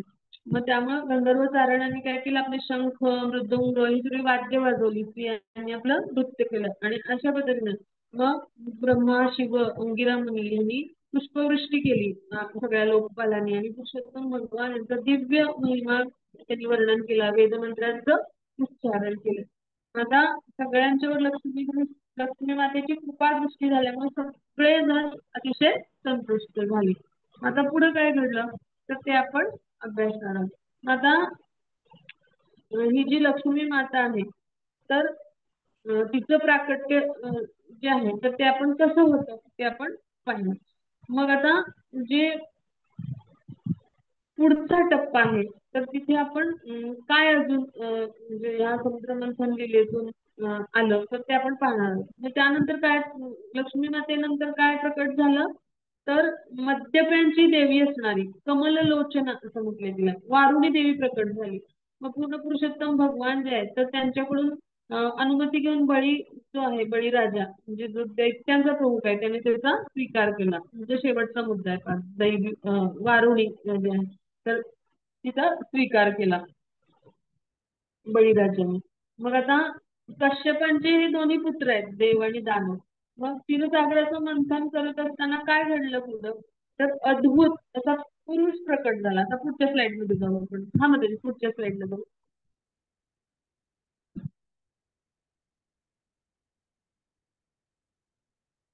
कृष्ण आता मी पुढच्या स्लाइड वर येऊया. हा तर चित्रात सर्वांना दिसतो आहे इथे ना. किती सुंदर रूप आहेत ना असं अद्भुत आणि असं अत्यंत सुंदर असं रूप आहे पहा. सर्वांना इथे पाहायला मिळेल अद्भुत आणि असं सुंदर जे रूप आहे तर असे जे आहेत तर हे जे आहेत ते धन्वंतरी देव आहेत म्हणजे भगवान यांचं ते रूप आहे. मग आता हे जे आहेत हे परम अद्भुत असं त्यांना म्हटले म्हणजे भगवान यांचंच रूप आहे. मग त्यांचं वर्णन पहा कसं सुंदर आहे धन्वंतरीचं वर्णन जे आहे ते. तर हे या पुरुषाचे बाहू कसे आहेत अत्यंत लांब आणि पुष्ट आहेत पहा आणि त्यांचा कंठ शंखासारखा असा खूप सुंदर 3 रेषांनी युक्त असं असलेला आहे. त्यांचे नेत्र कसे आहेत रक्तवर्णीय आहेत आणि वर्ण कसा आहे मेघाप्रमाणे सावळा असून तो तरुण होता आणि त्यांच्या गळ्यात कशा सुंदर अशी पुष्पमाळा होती आणि त्यांचं सर्वांग अलंकारांनी असं मंडित होतं. सुंदर सुंदर अलंकार होते पहा. असं सुंदर वर्णन आहे जसं चित्रात जसं दिसतंय अगदी तसंच तसं पहा वर्णन जे आहे ते इथे भागवतामध्ये. मग त्यांचं पिवळं त्यांनी वस्त्र परिधान केलेलं होतं आणि त्यांच्या कानामध्ये जे मोत्यांची कुंडल आहेत ते अतिशय तेजस्वी आहेत पाहिजे चित्रात पहा सगळ्यांनी. आणि त्यांच्या केसाग्रांना तेल लावलेलं होतं म्हणजे केसांना तेल लावलेलं होतं आणि त्यांचं वक्षस्थळ असे ते रुंद म्हणजे त्यांची छाती रुंद आहे पहा आणि वक्षस्थळ पण रुंद अशी दिसतात. तर तिचं शरीर असं एकदम सर्वार्थाने सुंदर म्हणजे एखादा पराक्रमी सिंह कसा असतो भगवानाची छाती पण कशी पराक्रमी सिंहासारखी आहे एखाद्या. किंवा चैतन्य महाप्रभूंचं पण कसं होतं चैतन्य महाप्रभू जे होते ते भगवान स्वयं आहेत चैतन्य महाप्रभूंच्या रूपात आले तर त्यांचे पण केस जे होते ते असे सिंहाच्या आळ्याप्रमाणे असे जे लुसलुशीत मऊ असे होते आळ्या तशी असते सिंहाची आणि त्यांची छाती कशी होती सिंहासारखी अशी विशाल महाकाय होती. मग तशाच पद्धतीचं हे जे आहे तर हे धन्वंतरीचं रूप आहे पहा. तर त्यांनी सुंदर कडी घातली होती हातामध्ये त्यांच्या आणि हातामध्ये अमृत कलश आहे पहा त्यांच्या आणि असे जे होते तर हे कोण होते तर भगवान विष्णूंच्या अंशाच्या अंशापासून प्रकटलेला हा पुरुष म्हणजे कोण होता तर हे भगवान धन्वंतरी होते. धन्वंतरी या नावाने हे प्रसिद्ध आहे. आयुर्वेद शास्त्र पारंगत असलेले म्हणजे जे असतात तर ते म्हणजे कोण धन्वंतरी. आणि मग त्यांना यज्ञामध्ये इतर देवतांना कसा हवीर दिला जातो म्हणजे यज्ञाचा भाग अर्पण केला जातो विष्णूंना तसं इतर देवतांना पण दिला जातो भगवान शिवजींना पण दिला जातो. आणि इतर देवतांना. मग तशा ज्या आहेत तर त्यामध्ये आविर्भाव आहे तो हा या धन्वंतरींना पण अर्पण केला जातो बा. अशा पद्धतीचे हे धन्वंतरी जे आहेत तर ते पूर्ण पुरुषोत्तम भगवानाचा अंशावतार म्हणून प्रसिद्ध आहेत. आणि सामर्थ्यवान असूनही जे ते इतके सामर्थ्यवान असूनही त्यांच्या हातात जो अमृत कलश त्यांनी धारण केला होता तो असुरांनी त्यांच्या हातातून तो हिरावून घेतला, म्हणजे पळवून नेला, हिसकावून घेतला. अशा पद्धतीची ही कृती असुरांनी केली. म्हणजे धन्वंतरीच्या हातातला अमृत कलश आहे हा पाहिला रे पाहिला की असुरांनी त्याच्यावर झडप घातली आणि त्यातली सगळी सामग्री स्वतःकडे ठेवण्याच्या उद्देशाने त्या कलशाला त्यांनी म्हणजे आपण म्हणू की एकदम झडप घालून असं बलपूर्वक त्याचं अपहरण केलं. मग तो जो असुर जे होते ते अमृत कलश घेऊन जात असले पाहून देव अत्यंत दुःखी झाले. मग ते पुरुषोत्तम भगवान श्रीहरींना शरण गेले. आता भक्तांच्या आकांक्षा सदैव पूर्ण करण्याची इच्छा बाळगणारे कोण असतात? बुद्ध पुरुषोत्तम भगवान असतात. मग आता पुढे काय घडलं हे आपण समजून घेणार आहोत. म्हणजे पूर्ण पुरुषोत्तम जे भगवान आहे तर त्यांनी सांगितलं मग या देवतांना बिलकुल तुम्ही दुःख मानू नका, खेद मानू नका. मी माझ्या मायाशक्तीनं त्यांच्यात कलह उत्पन्न करेन, त्यांना भ्रमित करून टाकणार आहे आणि तुम्हाला अमृत प्राप्ती होईल अशा पद्धतीने मी लीला करणार आहे. म्हणजे तुमची अमृत प्राप्तीची इच्छा जी आहे तर ती मी पूर्ण करणार आहे.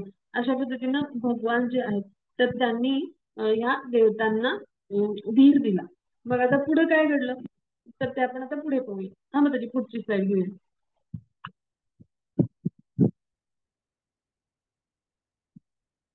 हरे कृष्ण. हा मग त्याची पुढची स्लाईड घेऊ.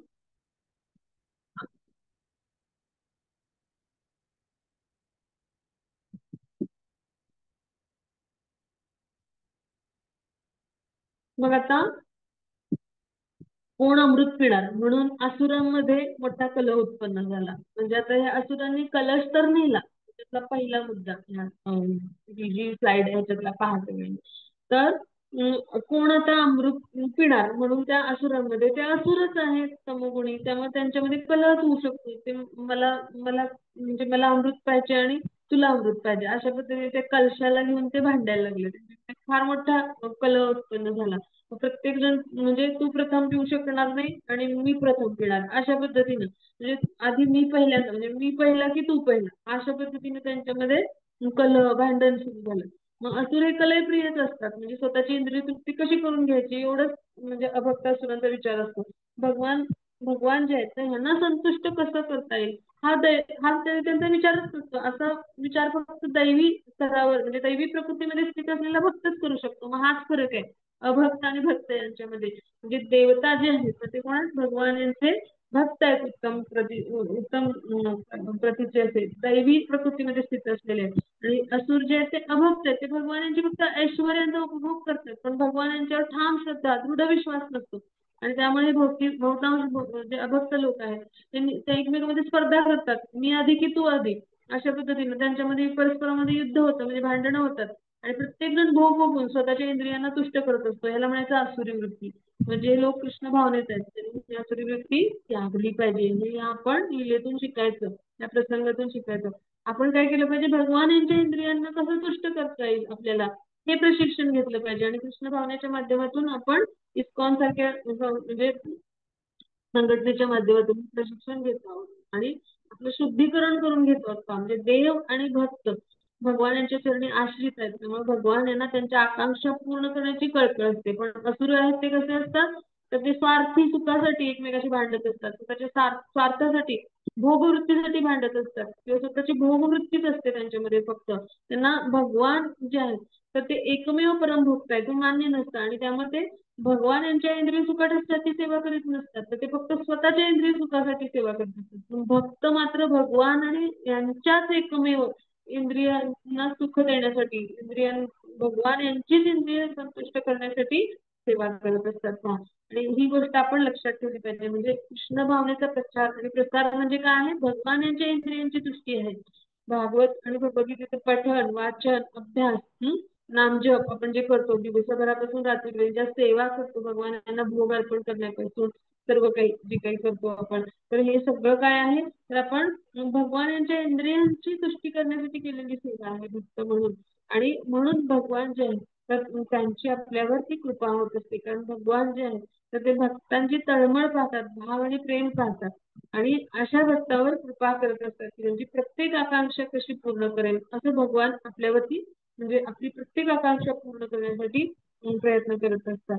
जेव्हा जो भगवान यांचा होतो तर त्याचे भगवान हे त्याचे भगवान सुद्धा जे आहे तर ते झालेले असतात आणि हीच कृष्ण भावनामृत जे आहे तर किंवा कृष्ण भावनामृतामध्ये आपण जी भक्तिमय प्रेममय सेवा करतो तर त्याचा गाभा काय जो भगवंतांचा होतो, भगवान कृष्णांचा होतो तर त्याचेच भगवान कृष्ण होत असतात आणि अशा पद्धतीनं भक्त आणि भगवान यांच्यामध्ये प्रेमाचं आदान प्रदान होत असतं.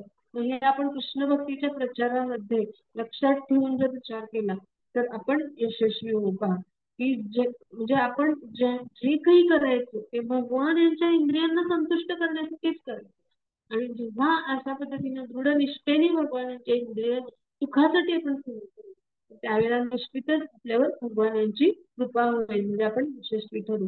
आता काही असं काय म्हणाले की क्षीरसागराचं मंथन करत असताना अनेक देवांनी त्यांना त्यात सहाय्य केलं होतं. मग यज्ञातला त्यांना आविर्भाव समप्रमाणात मिळत असतो.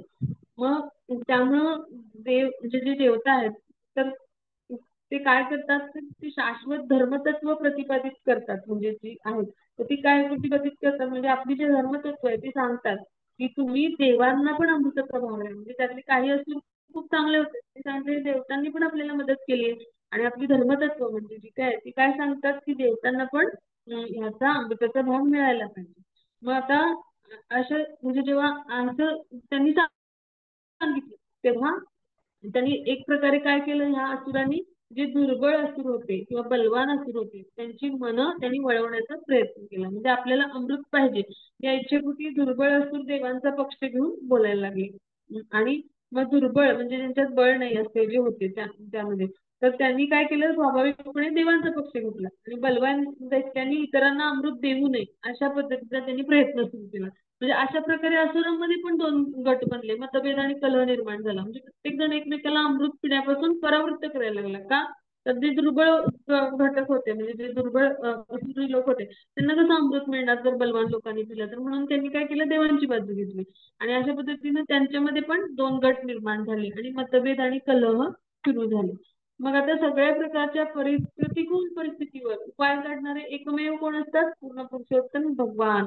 तर त्यांनी आता सुंदर लीला केली आता सगळ्यांनी तयार राहा अगदी एकदम आपले कान एकदम असे जागरूक ठेवा सगळ्यांनी तर सुंदर लीला भगवान यांची आपण ऐकणार आहोत.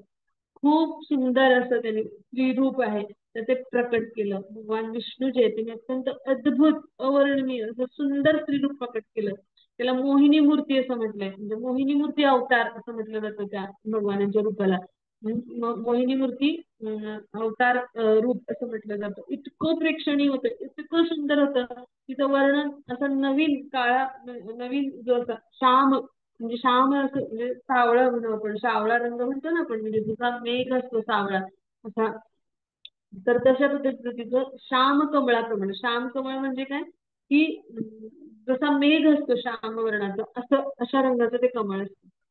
जे काळही नाही आणि जांभळही नाही यांच्या मधला म्हणजे काळा रंग आणि जांभळा रंग यांची छटा थोडीशी एकत्र केली तर कसं होईल त्याला म्हणायचं श्याम वर्ण जसा जो बरसणारा मेघ असतो तो बरसण्यासाठी तयार झाला असतो तर श्याम वर्ण असतो. तर तसा वर्ण मग अशा पद्धतीचं सुंदर असं तिचा वर्ण होता मग तिच्या देहाचा प्रत्येक अवयव अत्यंत सुंदर होता तिच्या दोन्ही कानात सुंदर सुंदर कर्णकुंडलं तिने घातली होती तिचे कान असे खूप छान तेजस्वी आणि नाक एकदम चाफे कळीसारखं असं सुंदर उत्कृष्ट होतं आणि मुख अत्यंत रमणीय सुंदर होते किंवा तिचे सौंदर्य स्त्री सौंदर्य जे आहे तर त्याचं वर्णन करताना नेहमी स्त्रीच्या स्तनांचं वर्णन करतात बरं का म्हणजे पण आध्यात्मिक सौंदर्याचा भाग म्हणून म्हणजे वर्णनाचा भाग म्हणून आणि आध्यात्मिक सौंदर्य किंवा कुठल्याही पद्धतीचं सौंदर्य वर्णन करताना तिच्या सौंदर्यामध्ये तिचे स्तन आणि नितंबांचं वर्णन येतं तर तिच्या स्तनांच्या भरामुळे तिचं उदर असं कृश झालं होतं असं वर्णन आहे याचा अर्थ काय घ्यायचा की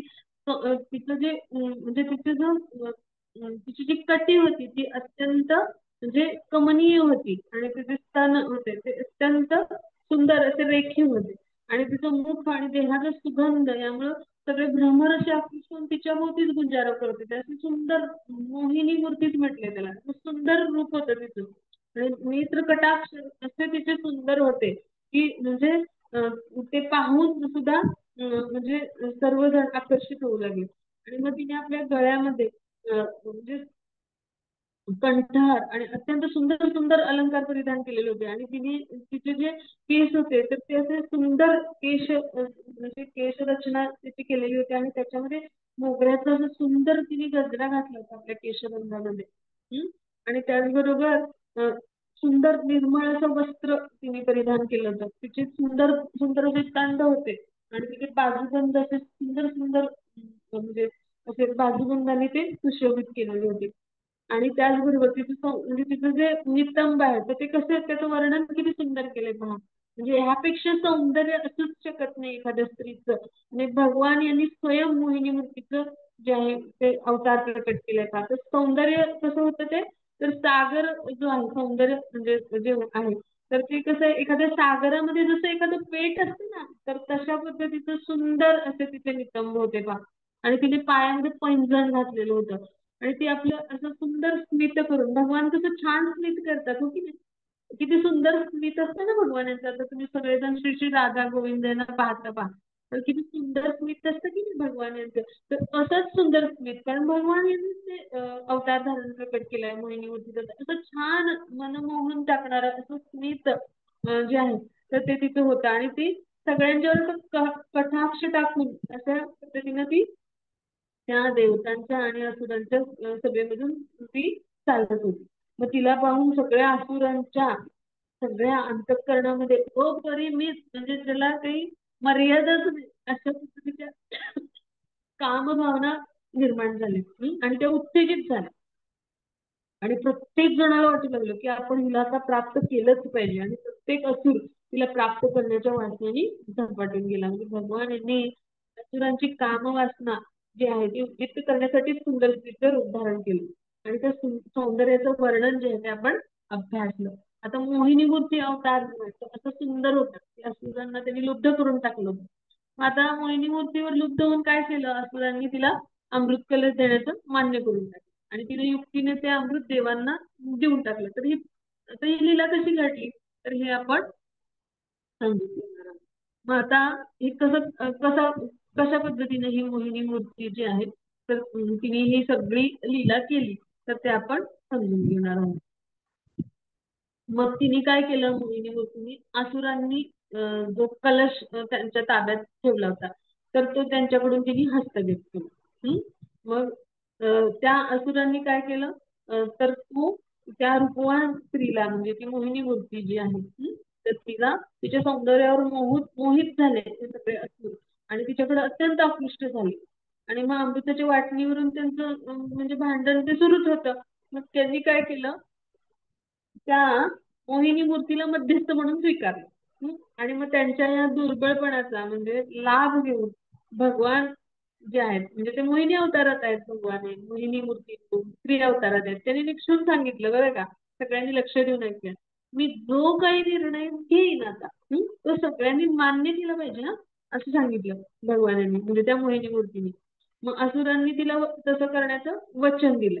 मग आता मोहिनी मूर्तीने काय केलं देव आणि दैत्यांना अमृत पिण्यासाठी दोन वेगवेगळ्या पंक्तीत बसवलं. इथून शेवटी तिसरा मुद्दा या स्लाइड मध्ये.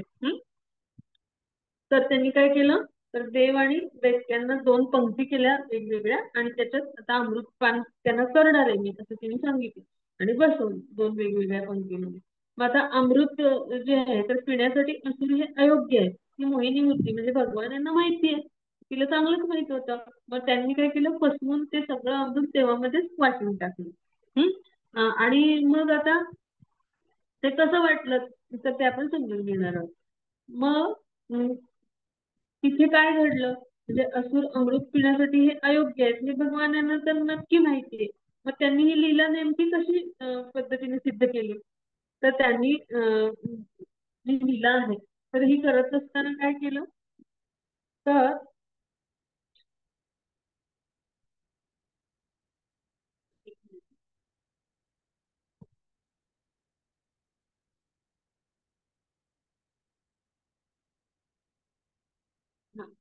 तिने थट्टेनी जे आहेत तर ते देवता जे आहेत तर त्यांच्याविषयी शब्द जे उच्चार म्हणजे जे असे उच्चारण केले तर त्यामुळे काय झालं असुरांना तिच्याविषयी विश्वास वाटला. म्हणजे भगवान यांची कशी सुंदर लीला आहे कहाणी समजून घेऊया आपण की भगवान जे आहेत तर त्यांनी म्हणजे ते स्वतःच आहेत मोहिनी मूर्ती आणि मग त्यांनी काय केली तर मुद्दामच जाणून बुजून त्यांनी देवतांची म्हणजे ह्या वेगवेगळ्या देवता आहेत त्यांची थट्टा केली. मग त्यामुळे असुरांना ते त्यांचे शत्रू आहेत देवता आहेत आणि तेव्हा असुरांना तिच्याविषयी विश्वास वाटला.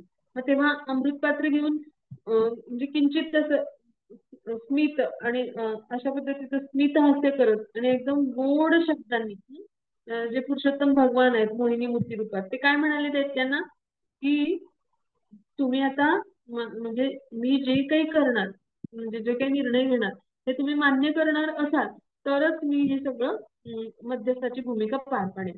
मग असुर जे आहेत तर ते काही एवढे चाणाक्ष हुशार नव्हते. एवढं मधाळ संभाषण ऐकून ते सगळे हैराण झाले म्हणजे घायाळ झाले आणि ते काय म्हणाले होय तू जे काही म्हणालीस ते सर्वार्थाने योग्य आहे आणि आम्ही असंच करू. मग दैत्याने तिला वचन दिलं. मग आता इथे समजून घेऊ की काय घडतं पुढे. मग ती अत्यंत सुंदर अशी मोहिनी मूर्ती होती आणि तिला पाहूनच ते सगळेजण मंत्रमुग्ध होत होते. मग अशी जी मोहिनी मूर्ती आहे तर तिने काय केलं तर आपण दिलेलं वचन पाळण्यासाठी तिने आता त्या पंक्तीतून फिरायला सुरुवात केली आणि मग हातात अमृत कलश घेऊन ती सगळ्यात प्रथम असुरांसमोर आली. मग तिने त्यांना मधुर वचनाने संतुष्ट केलं आणि अशा रीतीने तिने त्यांना फसवलं आणि पुढे त्यांच्याशी बोलत बोलत बोलत बोलत दूरवर असलेल्या देवांच्या पंक्तीत जाऊन तिने त्यांना काय केलं तर वृद्धत्व आणि मृत्यू यांचा नाश करणारं असं काय आहे अमृत आहे तर ते त्यांना ते प्राशन करायला देऊन टाकलं. म्हणजे भगवान मोहिनी मूर्तीने देवांची पंगत थोडी दूरच बसवली होती. अशा पद्धतीने भगवान हे खूप हुशार आहेत खूप चाणाक्ष आहेत त्यांनी लीला केली आणि असुरांजवळ जाऊन त्यांनी काय केलं अत्यंत प्रसन्न चित्ताने संभाषण असं केलं म्हणजे त्यांना बोलण्यात गुंतवलं सगळ्या असुरांना आणि खूप सुंदर सुंदर नेत्र कटाक्ष टाकले आणि खूप सुंदर सुंदर म्हणजे असं मधाळ संभाषण करून त्यांनी तिने काय केलं म्हणजे भगवान यांनी म्हणजे मोहिनी मूर्तीने काय केलं तर असुरांना आपल्या बोलण्यात गुंतवून ठेवलं आणि मग देवांना दूर अंतरावर ठेवलं असल्यामुळं असुरांची निश्चिती झाली. म्हणजे तिने काय केलं की देवतांना जरा दूरच ठेवलं त्यांना विश्वास वाटावा म्हणून त्यांची पंगत जरा दूरच मांडली आणि बोलत बोलत बोलत बोलत त्यांनी काय केलं भगवान यांनी म्हणजे मोहिनी मूर्ती रूपामध्ये असुरांना आपल्या संभाषणामध्ये गुंतवून ठेवत त्यांनी काय केलं की देवांच्या वाट्याला अत्यल्प अमृत आलं असतं जर दूर पंगत असती तर पण म्हणून त्यांनी काय केलं असुरांना बोलण्यात गुंतवलं आणि सगळं जे अमृत आहे जणू काही मी तुम्हाला असुरांनाच देणार आहे असा देखावा केला गोड गोड बोलून आणि असुरांची फसवणूक करणं हाच भगवानांचा हेतू होता आणि अमृत देवांनाच देणं भगवान त्यांच्या मनात होतं आणि अशा पद्धतीनं त्यांना आपल्या मधाळ संभाषणामध्ये गुंतवून ठेवत ठेवत बोलणं करत करत मोहिनी मूर्तीने काय केलं सगळं अमृत आहे ते देवतांना प्राशन करायला देऊन टाकलं त्यांच्यामध्ये वाटून टाकलं आणि मोहिनी मूर्तीच्या युक्त्या आणि हे सगळं त्यांचं जे वाक्चातुर्य होतं भगवानांचं त्यामध्ये सगळे मंत्रमुग्ध इतके होऊन गेले दैत्य की ते विसरूनच गेले की देवांनी प्रथम म्हणजे अमृत घेऊन ते प्राशन करून ते संतुष्ट पण झाले आणि अशा पद्धतीने भगवान जे आहेत तर त्यांनी ही लीला केली. मग आता हे अमृत प्राशन करण्यासाठी जे असुरलेले होते ना तर हे सगळेजण या भगवानांच्या बोलण्यामध्ये गुंतून गेलेले होते. मग आता सूर्य आणि चंद्राला ग्रहण लावणारा राहू जो असतो तर त्याला थोडासा संशय निर्माण झाला. राहू नावाचा जो असुर आहे आणि त्यांनी काय केली म्हणजे त्यांनी युक्ती काय केली त्यांना आपलं रूप आच्छादित करून त्यांना देवांचं वेश धारण केला देव म्हणजे आणि त्यांनी तो स्वतः जिथे देवतांची पंगत बसली त्या मंडपात जाऊन म्हणजे तिथे आला आणि त्याने अमृत प्यायला सुरुवात केली आणि त्याला तसे करताना म्हणजे कोणाच्याही लक्षात नाही आलं कारण भगवान यांच्या सारखं चाणाक्ष आणि चतुर कुणीच नाही असू शकत देवता आणि त्यामुळे त्यांना लक्षात नाही आलं पण भगवान यांच्या ते लक्षात आलं म्हणजे चंद्र सूर्य जे आहे त्यांचं तर राहूची नित्य वैर आहे आणि मग त्याची ही जी म्हणजे त्याची ही जी युक्ती आहे ती भगवान यांना त्वरित लक्षात आली त्यांनी त्वरित जाणली आणि राहू आहे तो पकडला गेला मग पुरुषोत्तम भगवान जे आहेत तर त्यांनी काय केलं, म्हणजे त्या मोहिनी मूर्तीने काय केलं, सर्व असुरांना भ्रमित केलं. पण राहू इतका चाणाक्ष निघाला की तो भ्रमित नाही झाला. तो देवतांच्या पंक्तीत वेश पालटून येऊन बसला, देवतांचे सारखं रूप घेऊन येऊन बसला. म्हटल्यावरती मग त्यांनी काय केलं की ते त्वरित ओळखलं आणि त्यांच्या लक्षात आलं. आणि मग त्यांनी काय केलं की आपल्या चक्राने, सुदर्शन चक्राने, की जे असं वस्त्रासारखं तीक्ष्ण धार असलेलं आहे बरं का सुदर्शन चक्र, तर त्यांनी पुरुषोत्तम भगवान यांनी म्हणजे काय केलं, त्या राहूचं मस्तक उडवून टाकलं. तर त्या राहूचं जे शिर आहे ते धडावेगळं झालं, पण अमृताचा स्पर्श न झालेलं त्याचं धड जे आहे ते जिवंत नाही राहिलं. मग अशा पद्धतीने त्याचं मुख आहे ते म्हणजे कसं, देह मरून पण मस्तकाने काय झालं तर मुखाने अमृत प्राशन केलेलं असल्यामुळं, तर ते अमृत म्हणजे अमृतपान केलं असल्यामुळं ते आहे ते जिवंत राहिलं. आणि जरी धडा वेगळं झालं ते मस्तक जे आहे, तर त्यामुळं धड वेगळं झालं, शरीर वेगळं झालं, तर शरीर वृद्ध झालं त्याचं, मस्तक जिवंत राहिलं. अशा पद्धतीची ती अद्भुत लीला झाली. म्हणजे भगवानाने म्हणजे हे अमृताचे चमत्कारी परिणाम तिथे प्रदर्शित केले. म्हणजे भगवान मोहिनी मूर्ती चं रूप धारण करून आले होते आणि त्यांनी राहूचं मस्तक धडावेगळं करून टाकलं. पण त्यावेळेला क्रिया काय घडली, त्याचं देहमरण पावलं आणि त्याचं मस्तक जिवंत राहिलं. ती पण लीला घडली. असा चमत्कारी परिणाम पण त्यातनं निर्माण झाला. मग आता त्याच्या शिराला अमृताचा स्पर्श झाल्यामुळे तो अमर झाला होता. ब्रह्मदेवाने राहूच्या शिराला एक ग्रह म्हणून स्वीकारलं. म्हणजे राहू हा ग्रह म्हणून त्याला स्वीकारण्यात आलं, म्हणून त्याचं शिर उरल्यामुळे, म्हणजे त्याचं धड उरल्यामुळे. आणि चंद्रसूर्याशी त्याचा नित्य वैर असतो, म्हणून तो म्हणजे रात्री दोघांवर आक्रमण करत असतो. म्हणजे राहू हा अमर झाला. आणि जसे चंद्रसूर्य यांना ग्रह म्हणून स्वीकारले, तसं राहूला पण ब्रह्माजींनी स्वीकारलं. आणि सूर्याचा शाश्वत शत्रू आहे राहू हा.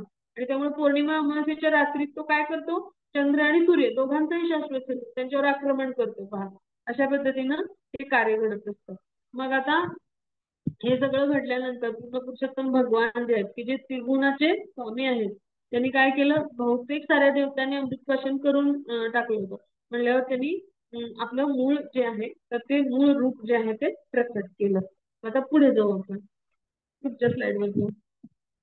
हा, इथे ती लीला जी घडली त्याचं वर्णन आहे पहा.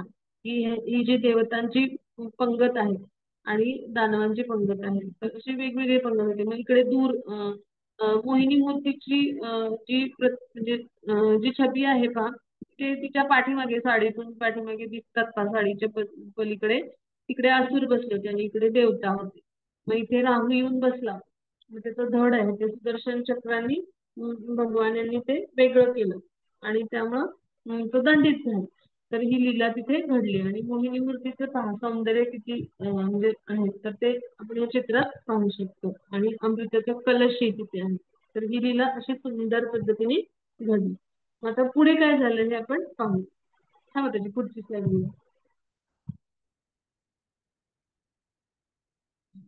आता ब्रह्माजीने तिला ग्रह म्हणून स्वीकारलं हे सगळं आपण पाहिलं. पुढे जाऊ आपण.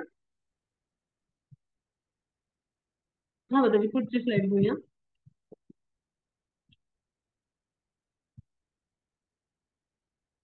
मग आता आपण थोडस महत्व जाणून घेणार आहोत की आता ह्या सगळ्या लीले मागे भगवानांचे काय उद्देश, म्हणजे देव दानव किंवा दोघांसाठी देश काल कारण अर्थ प्रयत्न ध्येय हे सर्व एकसारखंच होत. या श्लोकाच्या माध्यमातून भागवतातल्या 8व्या स्कंदातला 9व्या अध्यायातला 28वा श्लोक आहे. तर तो मी त्याचा जो भावार्थ आहे तर तो मी इथे प्रस्तुत करते. तर एवं सुरा सुरगणा समदेश काल अशी त्याची सुरुवात आहे.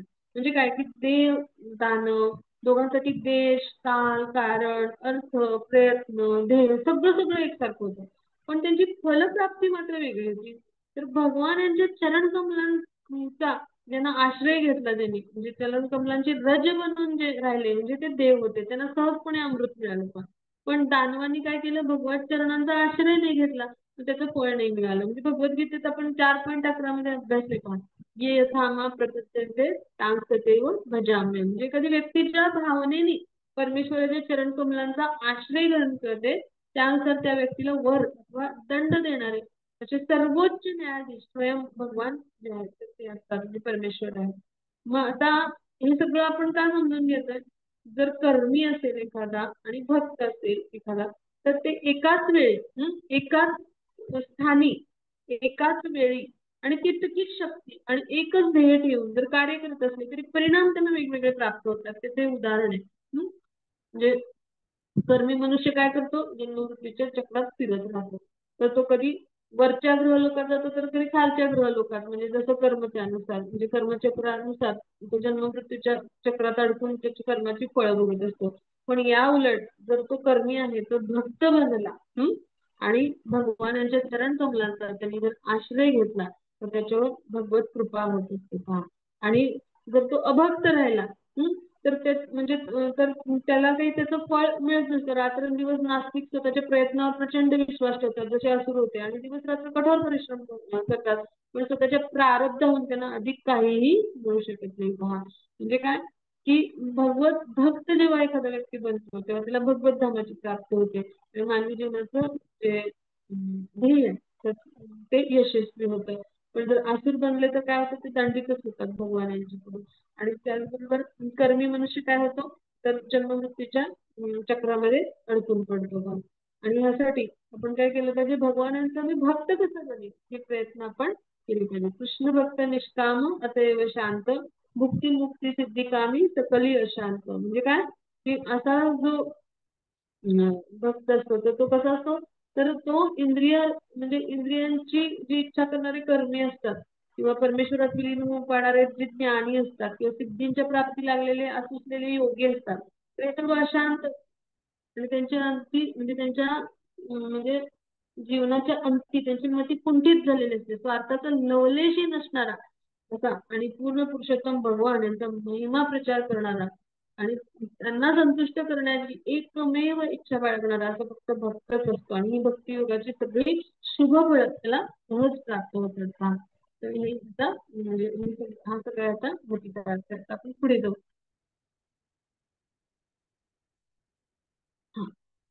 मग आता इथे आपण 8वा जो स्कंद आहे त्याच्यातला 10वा जो अध्याय आहे तर त्यातला दुसरा श्लोक आहे.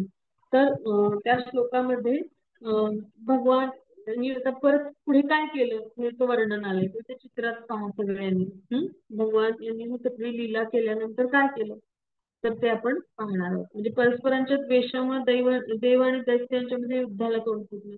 दैत्यांच्या डावपेचामुळे काय झालं, देवांचा पराभव व्हायची वेळ आली. मग भगवान विष्णूंनी त्यांच्यासमोर प्रकट होऊन त्यांना मार्गदर्शन केलं. मग हे सगळं आपण अभ्यासलं. मग आता देव आणि दानव दोघंही कसे होते, तर आपापल्या हे कार्यकलापात निष्णात असत होते. मग देव काय होते, परमेश्वराचे भक्त होते आणि असुर हे होते ते त्याच्या विपरीत स्वभावाचे होते. मग दोघांनी मिळून समुद्र मंथन केलं आणि मग दानव अभक्त होते, त्यांना अमृताचा एकही थेंब नाही मिळाला. आणि देवांना अमृत दिल्यानंतर म्हणजे भगवान विष्णू जे आहेत तर ते जे आता आहे म्हणजे इथे चित्रात दिसत तर ते गरुडावर आरूढ झाले आणि ते आपल्या धामामध्ये म्हणजे जे आहेत म्हणजे त्यांचं धाम जे आहे वैकुंठ धाम, तर तिकडे ते जे आहेत आपल्या गरुड वाहनावर आरूढ होऊन ते आपल्या धामाच्या साठी म्हणजे प्रस्थान करायला निघाले. म्हणजे त्यांचं इथे चित्रात आपण ते रूप पाहतो का गरुडावर स्थानापन्न झालेले भगवान विष्णू रूप आहेत, पुरुषोत्तम म्हणजे पुरुषोत्तम भगवान आहेत. त्यांनी समुद्र मंथनाचा कार्यभाग सगळा साधलाय आता आणि आपले प्रिय भक्त असणाऱ्या देवांना अमृत त्यांनी प्राशन करून टाकले आणि सर्वांच्या समक्षात ते गरुडावर बसून आपल्या धामी जे आहेत ते जायला निघाले. पुढे जाऊ आपण. तर अशा पद्धतीने ही खूप सुंदर अशी लीला समुद्र मंथनाची जी होती भगवान यांनी संपन्न केली. आणि त्यासाठी त्यांनी काय केलं तर सर्वात प्रथम कूर्मावतार घेतला आणि कूर्मावतार घेऊन त्यांनी अशी सुंदर लीला केली. म्हणजे देवांचा विजय झाला तो दैत्यांना सहन झाला नाही आणि म्हणून त्यांनी आयुध उंचावून ते देवावर धावून गेले बरं का. आणि मग सगळे देव जे नारायणाच्या चरणांच्या आश्रयाला असलेले आहेत अमृत उत्साहित झालेले होते. आणि देवांनी काय केलं, मग असुरांच्या आक्रमणाला अगदी विरोचित प्रत्युत्तर दिलं. आणि मग त्यामुळं समुद्राच्या तीरी देवासुरांचं अतिशय भयंकर तुंबळ युद्ध झालं. आणि दोन्ही पक्षांचा म्हणजे जो क्रोध आहे तो अनावर झाला होता आणि तो एकमेकावर क्रोध प्रकट करत त्यांनी एकमेकावर तलवारी बाण आणि तुम्ही आयुध एकमेकावर प्रहार करायला सुरुवात केली. आणि त्यावेळेला काय झालं मग तो जे युद्ध घडले तर तिथे त्या युद्धामध्ये देवता जे आहेत सगळ्या देवतांनी अमृत प्राशन केलेलं होतं म्हणजे त्यांच्यासाठी ती अनुकूल परिस्थिती होती. आणि त्यावेळी जे देवता आहेत तर त्यांनी विजय संपादन केला. तर ह्याच्या पुढची म्हणजे पण अजून खूप मोठी लीला आहे. पण आपल्या कूर्म अवताराशी संबंधित जी लीला आहे म्हणजे ती लीला इथे समाप्त होती. आता कोणाला काही शंका असेल तर आपण विचारूया. हरे कृष्ण.